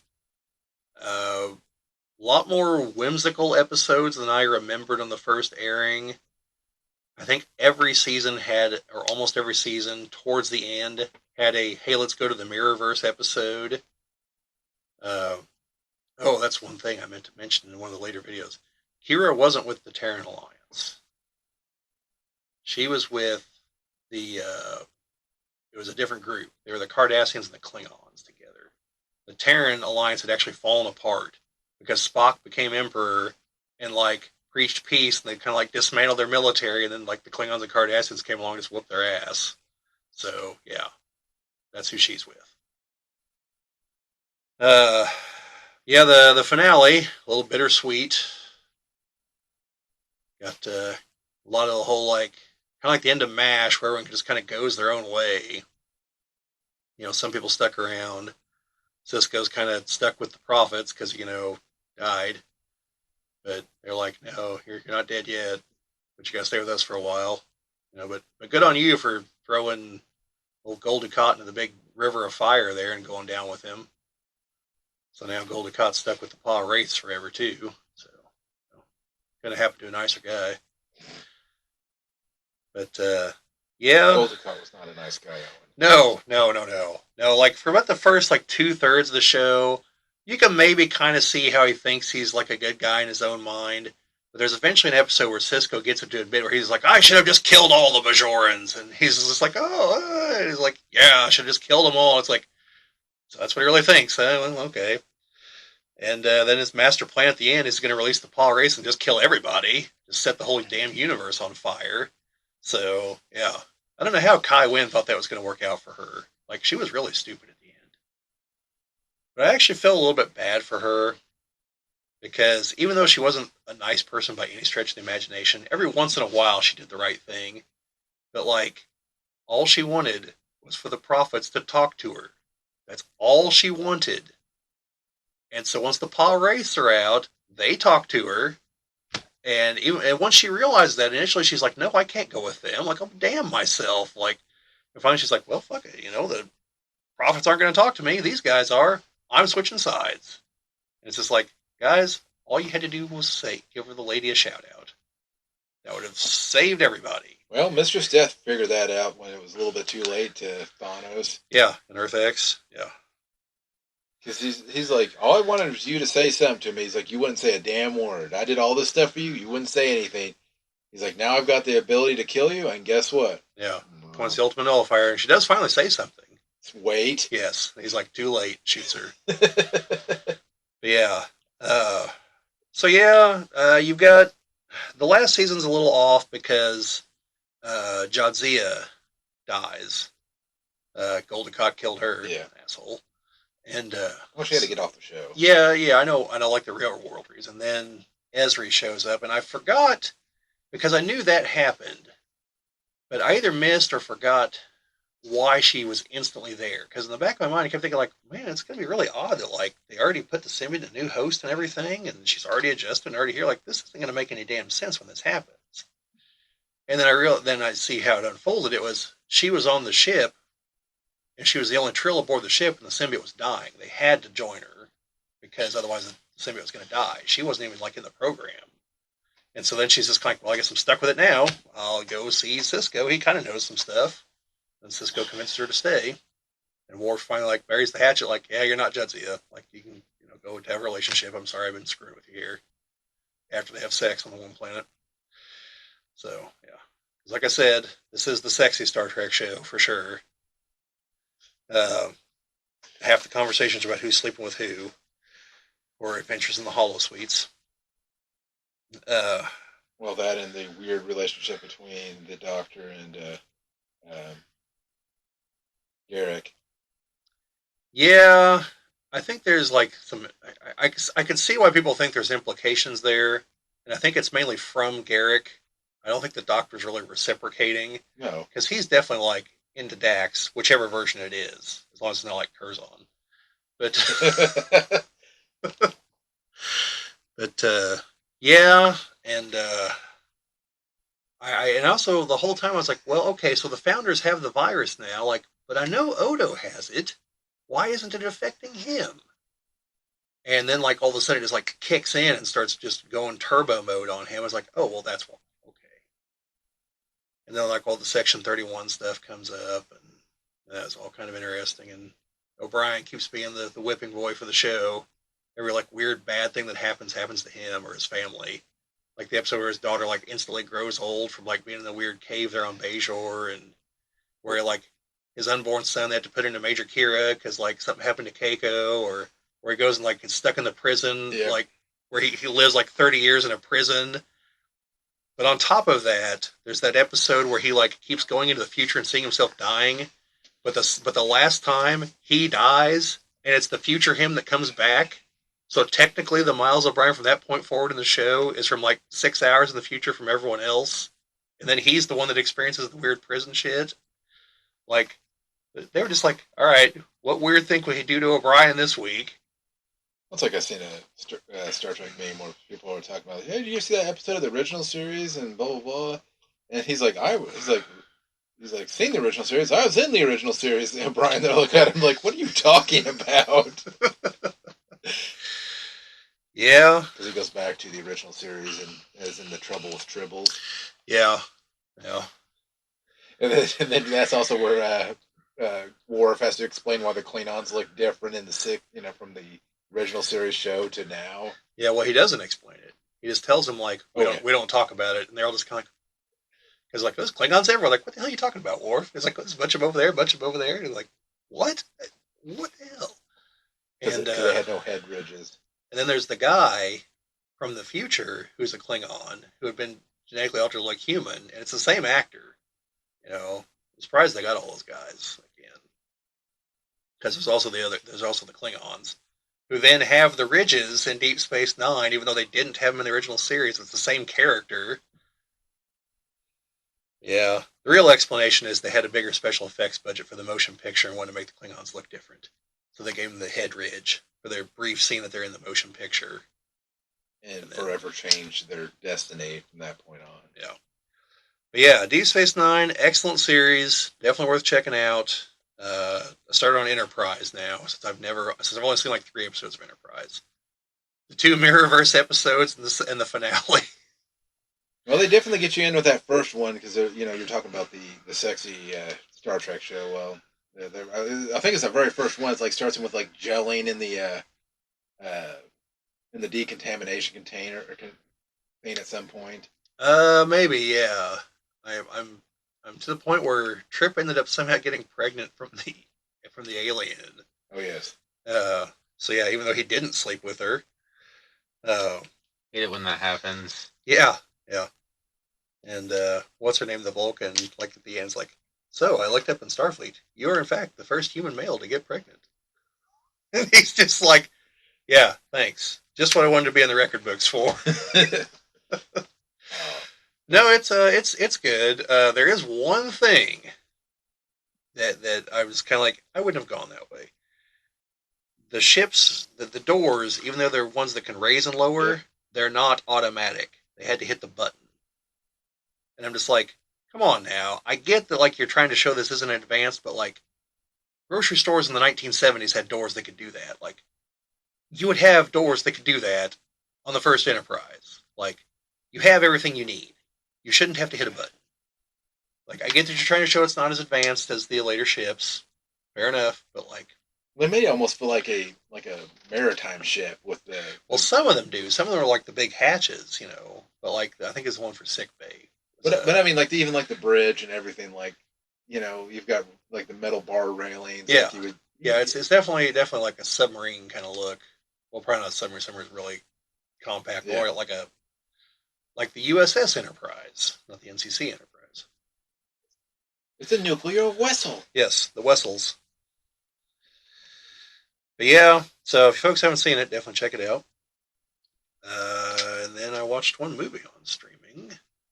In the Name of the Rose. Sean Connery. Ron Perlman. Sean Connery's a monk. Christian Slater is in it as a monk. Like, real early in his career. He looks like he's like 12. Why do I have a feeling that Sean Connery has some sort of line that he says and that's just really over the top, weird, and Oh, he probably does. I don't know. And then Ron Perlman is in it as a hunchback who has a nose like a pig and is like missing some teeth and is like stupid. And the guy who's the villain in Moonraker, Drax, he's in it, which this is only like the third movie I've ever seen this guy, and the other one's Ronin. And F. Murray Abraham is in it as an inquisitor from the church. Takes place in the 1300s in Italy at an abbey. Sean Connery and Christian Slater show up. Christian Slater's like his page, his whatever. You know, he's training him to be a monk. An acolyte, I think might be the correct term here. And they show up. There's been a death. They want him to look into it because he's apparently known for looking into things like this, and he's hesitant, but he's like, all right, fine. Because they're like, well, this guy seemed to have fallen from this high window that was locked from the inside, so clearly he didn't open it and fall out or jump out, and he can't get to the roof, so we suspect the devil's at work. And he's just kind of like, oh, hold on there, guys. Let's look at earthly matters here first. And so yeah, he eventually figures out the guy killed himself from jumping from a different cliff, and then his body rolled to where it was. And it was like, oh, well, you know, case closed. And then someone else dies. Clearly not by suicide. He's like, yeah, all right, something else going on here. Fast forward, and I did a video on this already, so I'm going to be very brief here. But I think I missed part of the movie somehow. Or like, the movie doesn't have crucial details in it or something. Because all of a sudden, like, the plot unfolds that the first guy that died killed himself because he had relations with another guy there at the Abbey. Okay? You know, it's a bunch of guys, whatever. The other guys and the younger guys. And, like, he did this intentionally to gain access to some other books that apparently were kind of comical, which are apparently in short supply in the Abbey here. Because, you know, we're serious. We're dealing with, you know, religious matters. So then he told someone else about it. That's the second guy that died. And then the guy that he had the affair with died. And then the guy above him died. But all of them seem to have like come across the same book because they all have like black ink on their thumb and on their tongue because turn the page. And Sean Connery suspects what this book may be. Finally, that it's like the last surviving copy of some comedy book. And like, there's another guy there, the blind old guy that's not in charge of the Abbey, but is like second in command or something. Is just like, no, laughing's a sin, and like, you can't do that, because if we permit laughing among the priesthood, like, what are they going to laugh at next, God? And so, like, the book is poisoned. I don't know if he poisoned it, or if it's just poison. That's the part I'm not sure about. But, like, people that are touching it are dying, because it's poisoned. That's why everyone has been dying. And so he's got it at the end. He's like, oh, no one's going to get it now. Like, starts eating the pages, and, like, sets the damn castle on fire, because he's blind. Then all the other books start burning. And Sean Connery's like, oh, you damn fool, and like just try to grab as many books as he can and makes a run for it. Meanwhile, the Inquisitor is out there, like, going to burn some people alive. But all the monks, like, chase up to the castle to stop the fire. And the townsfolk are like, yeah, we're not too keen on this whole Inquisitor baloney, dude. Like, time for you to go. So him and his knights, like, try to make a run for it, while Ron Perlman's burning to death. And the other guy, because apparently they were part of another religious order that took that whole vow of poverty thing really seriously and, like, murdered a bunch of bishops that, like, had a bunch of bling. And so they're like, yeah, you guys are excommunicated. Like, you can't be doing that. And you see this when you see the Pope's guy show up, who's, like, decked out in jewels and wearing some gigantic hat that's completely impractical. And it's like, this guy's just walking around, like, just displaying wealth out the wazoo. And they're like, yeah, what are you doing, guy? And he's like, oh, screw you guys. Like, you know. So the Inquisitor is, like, making a run for it in his cart. Well, it kind of goes off the cliff, and then the townsfolk just shove it over the edge. And F. Murray Abraham goes flying out and lands on a bunch of spikes. Couldn't have happened to a nicer guy. Definitely deserved it. Yeah.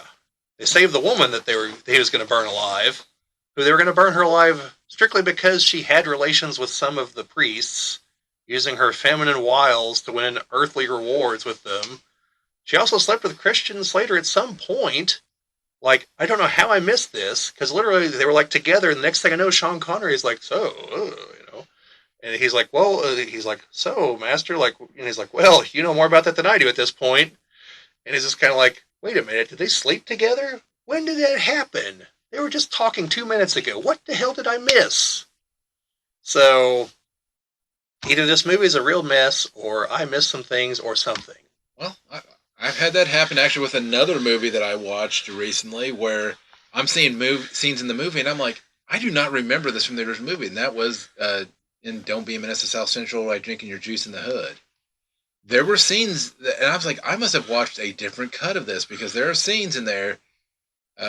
Like one example, I don't even remember at the end of the movie where Grandma comes and jumps out of like a trash can and shoots the drive-by shooters. No, I don't know. It's been a long time since I've seen that movie, Jim.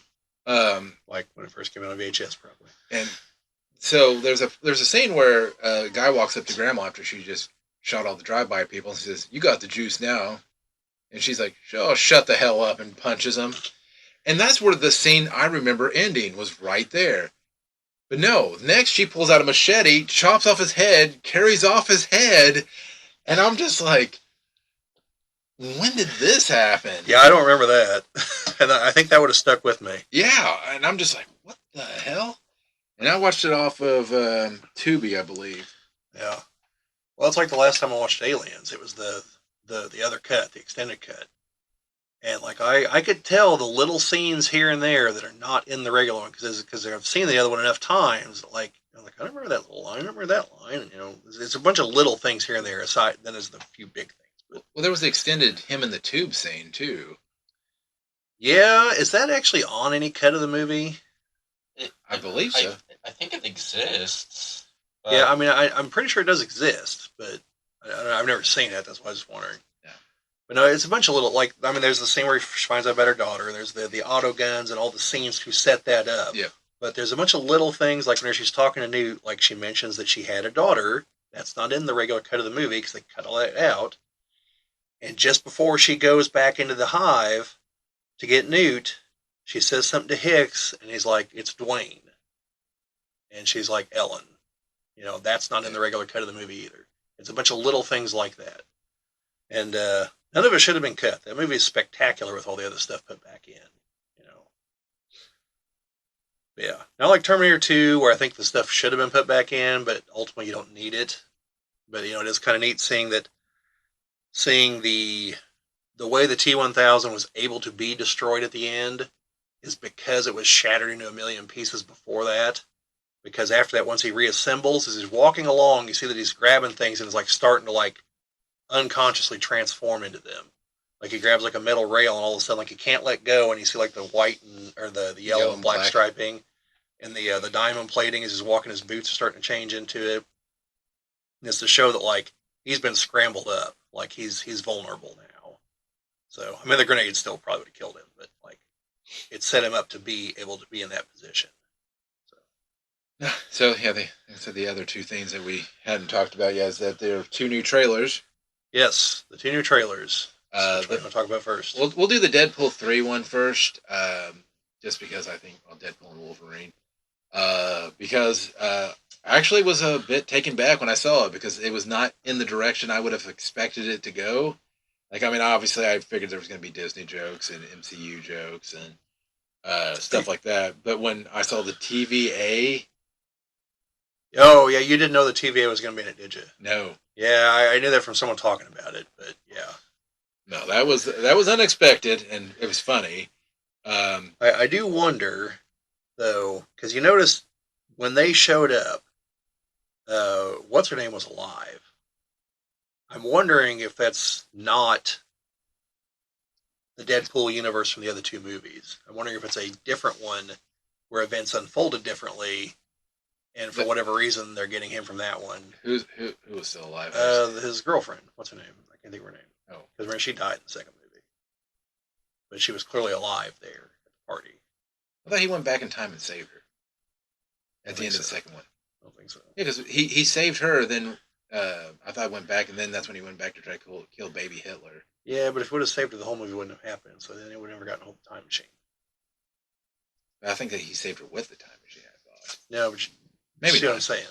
Like, that's the biggest problem with time travel, is if you go back to change something and change it and then go back to your own time, you will never have had the impetus to go back in time because that thing will not have happened. And you're stuck in a loop, you know. And it's been a while since I've seen Deadpool 2. But I could be wrong, Jim. It's been a while since I've seen it too. He might have. That would make sense that he would. I just didn't think he did. But it would make sense that he would, you know.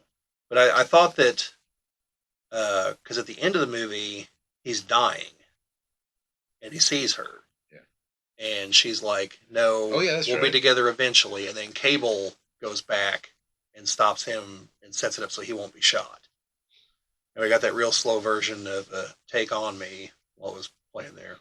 Well, I was gonna say, haven't got to have Owen experience those movies yet, because I was like, well, that's a little.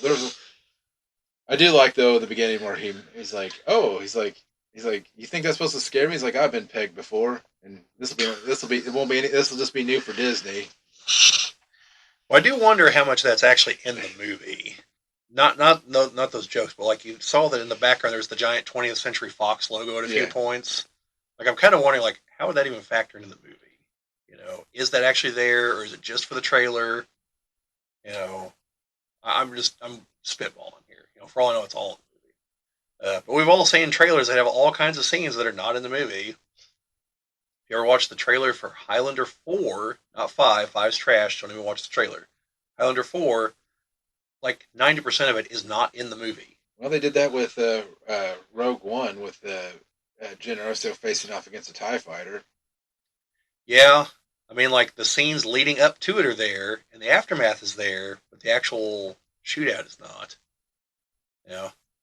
So, but no, like I say, yeah, the TVA, you know, him going into stuff, him talking about like, well, you soiled yourself while you were unconscious. He's like, no, he's like, I wasn't unconscious. Yeah. So meaning that he soiled himself on purpose. I'm curious if this is how they're ultimately going to try to bring the X-Men into there, and it was some kind of, you know, cataclysmic like TVA like short circuits, and the X-Men just all like wind up in the MCU somehow. Yeah. Of course, did you guys watch Loki season 2 yet? Nope. No. So you don't know how it ended. No, it's on the docket of things that needs to be done. Like, it's. I think it's a very good ending. I mean, the fact that I barely watch movies right now, like finding time to sit down and watch anything. Like I normally I'll put on TV before bed and I fall asleep to it. So I'm not going to put on something I'm going to not want to fall asleep to. I've mostly been watching videos about investing in Lego sets because apparently there's like a whole like genre of YouTube videos about that. I don't pay attention to them because I'm successful enough at it. But now, because of the second trailer that I watched, now I need to go back and watch the 90s the 90s X-Men, because I did not remember how that ended. Now I'm assuming. Oh, you didn't remember that? Xavier leaves at the end of the She-Arcs. He's been injured by something, and he leaves Magneto in charge. Like, it's because Magneto and the X-Men are all there as he takes off with Lilandra. They make it sound like he dies in the trailer. I mean that's the way it's implied, but I've got the feeling the death's going to be someone else. If I may explain, but let's talk about the trailer first, and then I'll explain where I think it's going. Well, so the first thing I noticed is that. So first, to be clear, we're talking about X-Men '97, which is the animated series coming to Disney Plus March 20th. That is the follow-up to the 1990s X-Men animated series.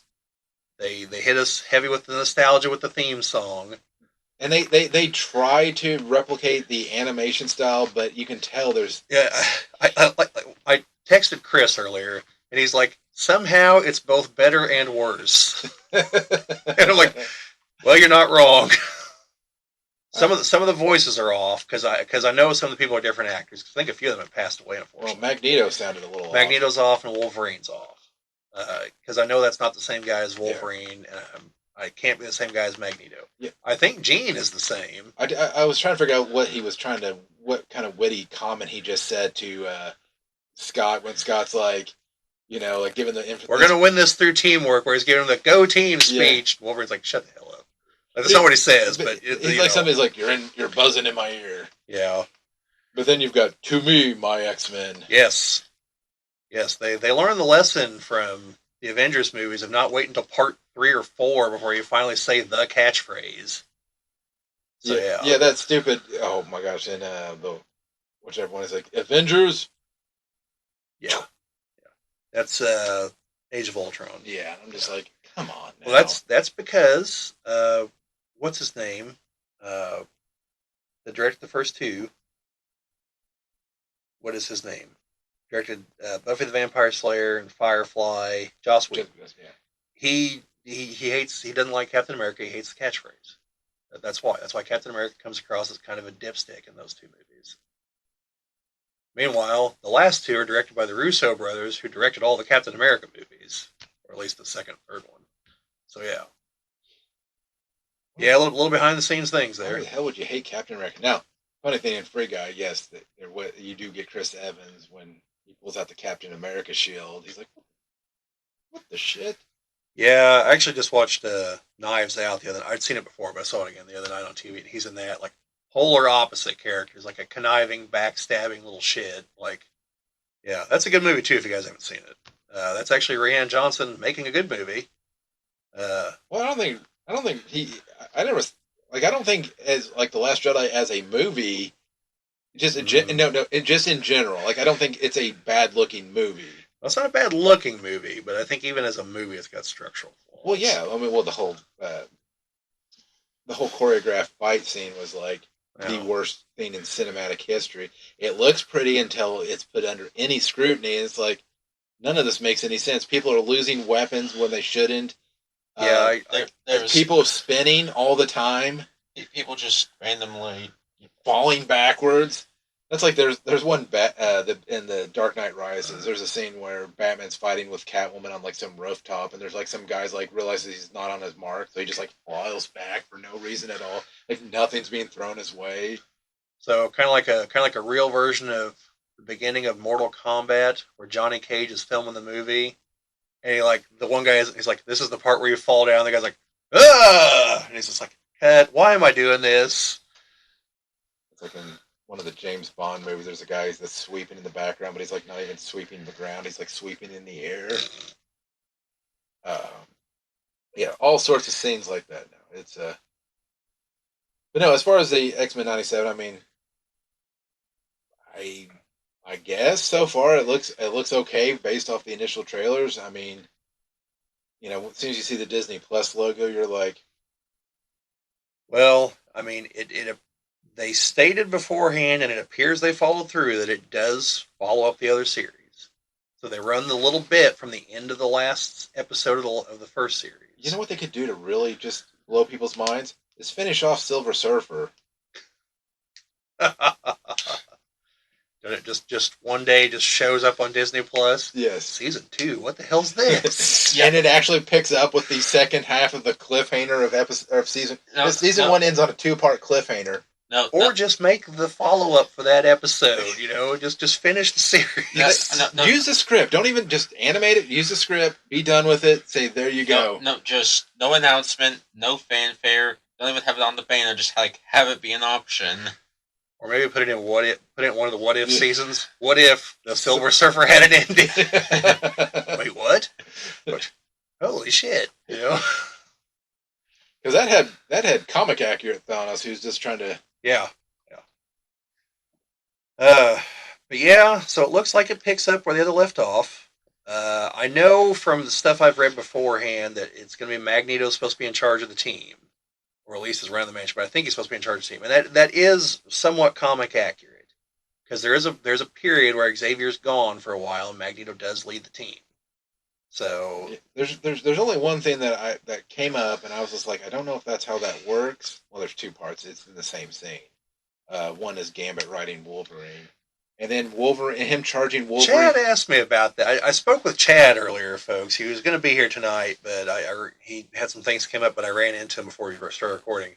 And he asked me, he's like, was Gambit flying in one scene? And I was like, I think he's supposed to be holding on to Wolverine as Wolverine is running really fast or something. Like, I don't know what the hell's going on there. Well, that, and then he charges his claws, which should cause him to explode. Yeah. And because like, what stops it from just not like igniting his entire adamantium skeleton? Yeah, because it should have charged the whole thing. And my only assumption is what he's doing is because his power is it charges objects with kinetic energy, and maybe somehow what we're supposed to be seeing is he's charging Wolverine's claws, which is filling Wolverine with kinetic energy, which is allowing him to run faster. Like, that's the best I've got. That would be great. Is like later, all his flesh just explodes off his skeleton. Just sitting there, just melts. They're like, holy shit! It's just a skeleton there. It's just like, well, and Kim was like, oh, mon ami, you know. Hopefully there's some blood there left, because we need that, and then it starts reforming. So from the action figures, though, I know some things that are going to be happening in this show. Because one of the figures for the line for this is the Goblin Queen, and if you pay real close attention, one of the scenes, Jean's pregnant.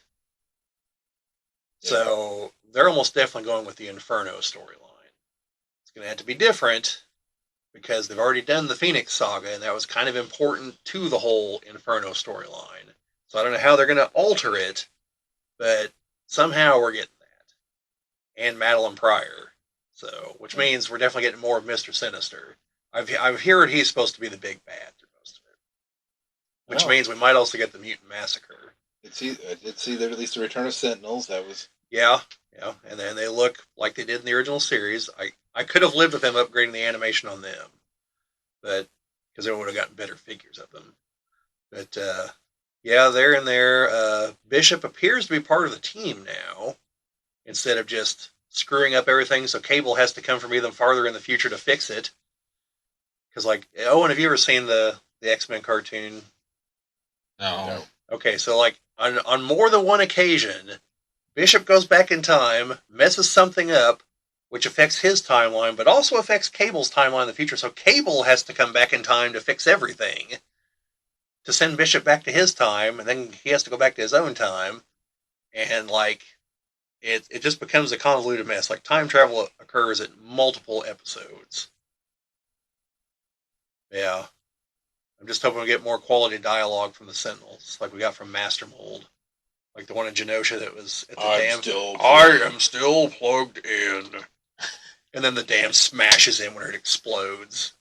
And it's like, who are you talking to? The only one there are the other Sentinels, and they're dumb. They can't have a conversation with you. Like, Trask isn't there.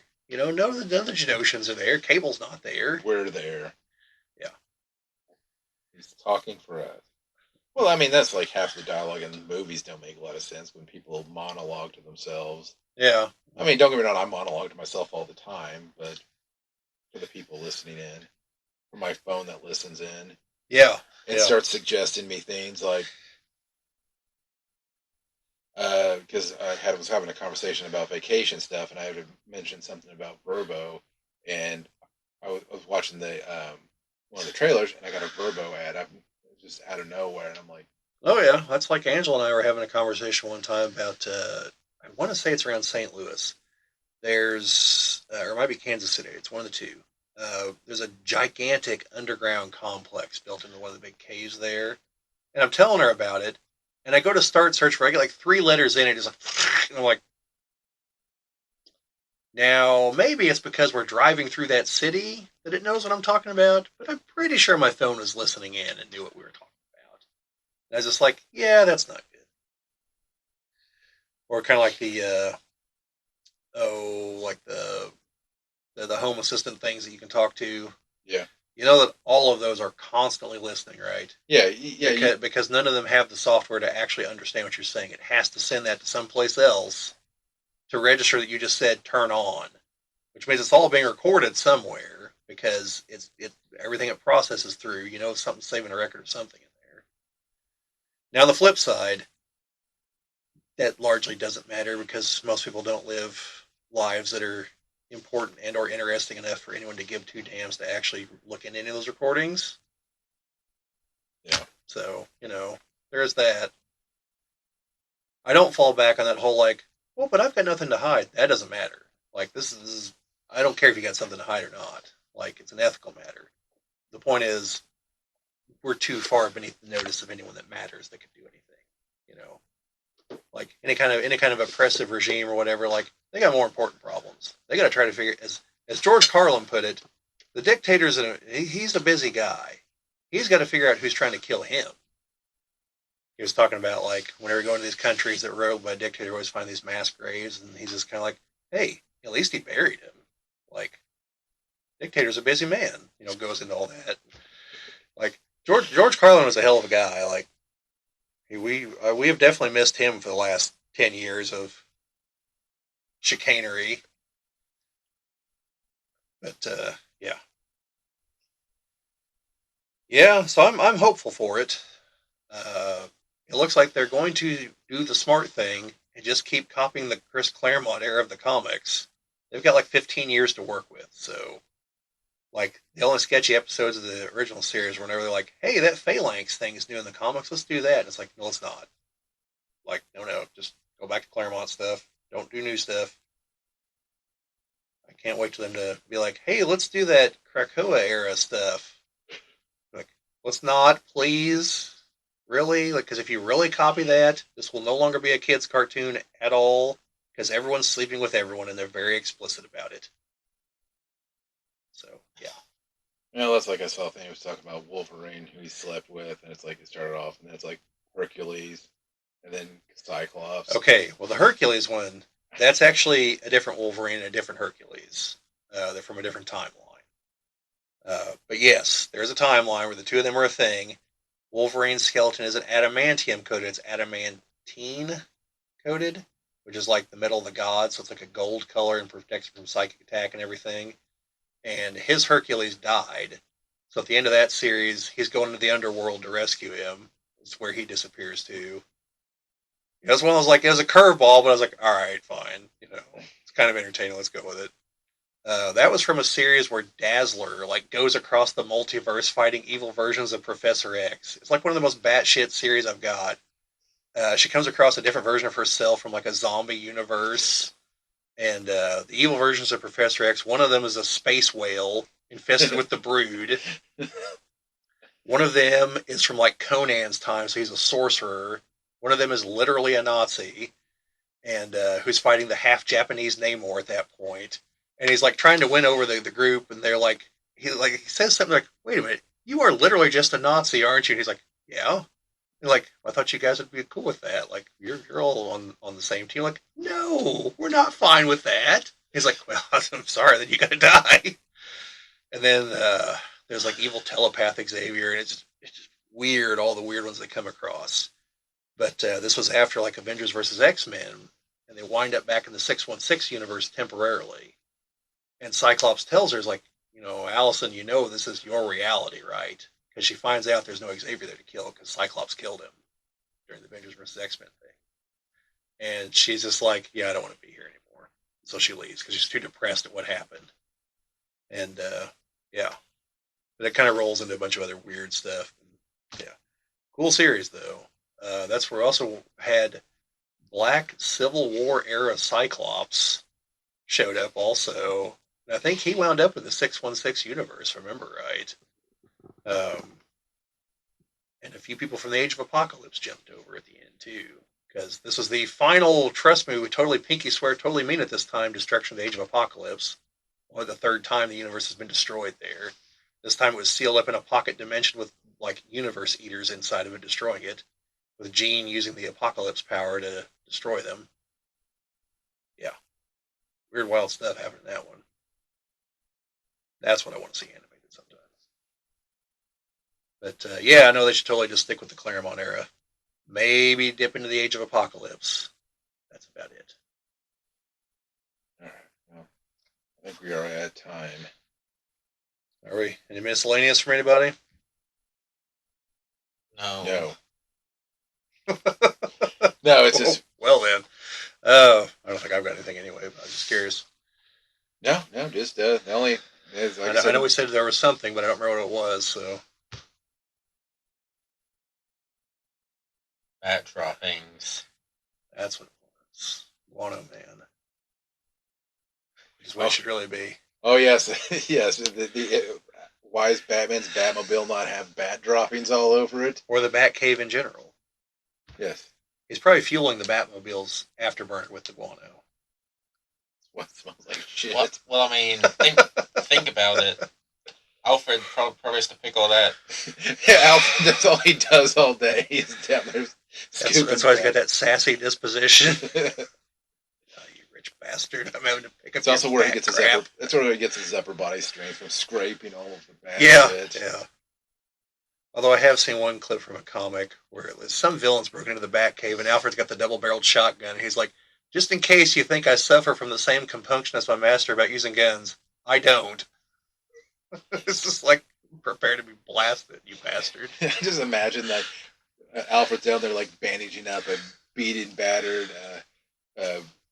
Batman down there, and then he's like got like open wounds, guano just bad crap right into it. Master Wayne, have you ever considered maybe taking the bats out of the cave here? No, not to be confused with the Pete Holmes Batman, where it's been a while since the bat's been in the cave. I don't know if you saw that one.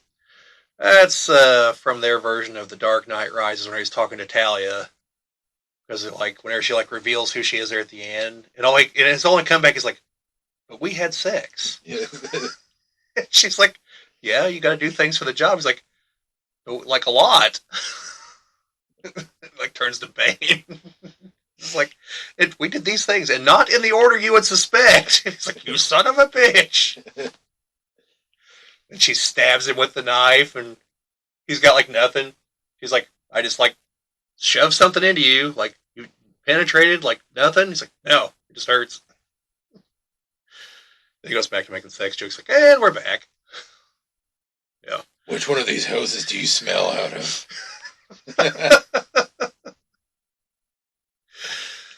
Oh, we could stop with that because Owen doesn't need to go into that. Well, but you should sometime, Owen, because they have new episodes now. Have you seen them? Where it's him firing the various members of the Justice League, and then it comes up to the new Batman, the Twilight Batman. Yeah. And it's just like, "What the hell are you supposed to be?" "I'm you, but better." He's like, "What's with your voice?" He's like, "This is my voice." He's like, "I know." "I can turn my head." He's like, "All right, you got me there." And he has a low blood sugar moment. He's like, "Really? You've got to worry about that?" He doesn't eat meat. He's vegan. Yeah. But yeah, you should check those out sometime when they're hilarious. All right. Yes, we are officially in the rambling phase. So. Okay, so anyways, you got some videos you want to record after this? Well, just one. Oh, that was one thing. It's going to take me 2 seconds. Don't have a video for this yet. This is under Kickstarter stuff. I got this book that I ordered a year and a half ago. For those of you who've seen the video part of this is Ultimate Treasury. It's for 5th edition. It's full of all kinds of magic items and other stuff. I haven't had a chance to look through it yet, but I got it in the mail the other day, so once I do, I will definitely do a video on it, because I waited quite a while to get this thing. But it looks really fantastic, so we'll see if it's actually filled full of, good fantastic, not fantasy fantastic, because obviously it's full of that kind of fantastic. So hopefully that makes sense to somebody out there. Terrific treasures and not terrible treasures. Yes. And also got a shipping notification about another Kickstarter thing that I ordered. It's supposed to be terrain, printed, 3D terrain and painted. It's for a fortress, essentially, from Canada. Been waiting a year and a half on that too. But that's being shipped right now. Still no sign of the Dragon Eye dice. Maybe they'll be here in time for Sarah's birthday in September at this rate. Supposed to be here 2 years ago. Yeah. And some cat folk figures that I ordered, again, 2 years ago. I just got the, hey, make sure your address is correct, so they're getting ready to ship. And I got 2 sets for the 4 main, thief, fighter, cleric, and wizard. male and female set. So I'll have to paint them because it'll be unpainted, but you know. So at the time I ordered them, we had a cat folk in the not cat folk. What are the cat people called? Tabaxi. That's it. We had one of those in the party, but we don't anymore. Yes. I regret. It was a complicated part of my life. Don't worry, Owen. No regrets. No regrets. Except for that one. Yeah. Tattoo. Oh, but yeah, I think that's it. It looks like the BattleTech Kickstarter, it looks like things are actually possibly going to release on time, which will be this spring. So we'll see. But everything's like in production. The last set of crap that I ordered from Dwarven Forge is actually going to be on time. It's done. It's on a boat or it's here in the U.S. So that'll actually show up on time. I didn't order much from this one. It was like 2 things, like $50. But, whatever. So, yeah. I think that's all I got for Kickstarter stuff. But I just wanted to throw all that out there. So now I am done, Jim. All right. Well, then we're going to call this meeting to a close so that you get some time to record some stuff and I can give me something to eat before I head back. Cause I got off work, came here, we got set up, and been recording for however long. I have not eaten. So yeah, I haven't eaten since lunch, like around noon. So I'm a grown boy. I need my food. I need my sustenance. So, anyways, this was another meeting of the Geek Cabal, and yeah, we definitely appreciate you listening in. I know we needed to add the like, comment, share, and subscribe somewhere earlier in the thing because if people are listening to this long, I'm surprised. But thankful. It's YouTube. They know what to do. Yes. Yeah, it's minor side note. Speaking of that, thank you for all the new folks who've been signing up lately. Yeah, we're sorry to bury this way in the back here, but thank you. We need to do that in the beginning. Yeah, we're on our way to 400 at this point. Everyone knows that the best stuff's at the back of the Walmart. Well, the stuff that your kids are going to want is at the back of the Walmart, so that you have to go back there and you see all the stuff between there and back, and so you start picking stuff up. That's the secret to. Well, that and switching up things all the time so that you have to keep looking for it. Yeah. But, it makes them money, so that's what I say about that. But anyways, let's conclude this meeting, and yeah. Good. See you on the next one. Hopefully the next one is next week. Yep. Hopefully. See you folks later. See ya. See ya.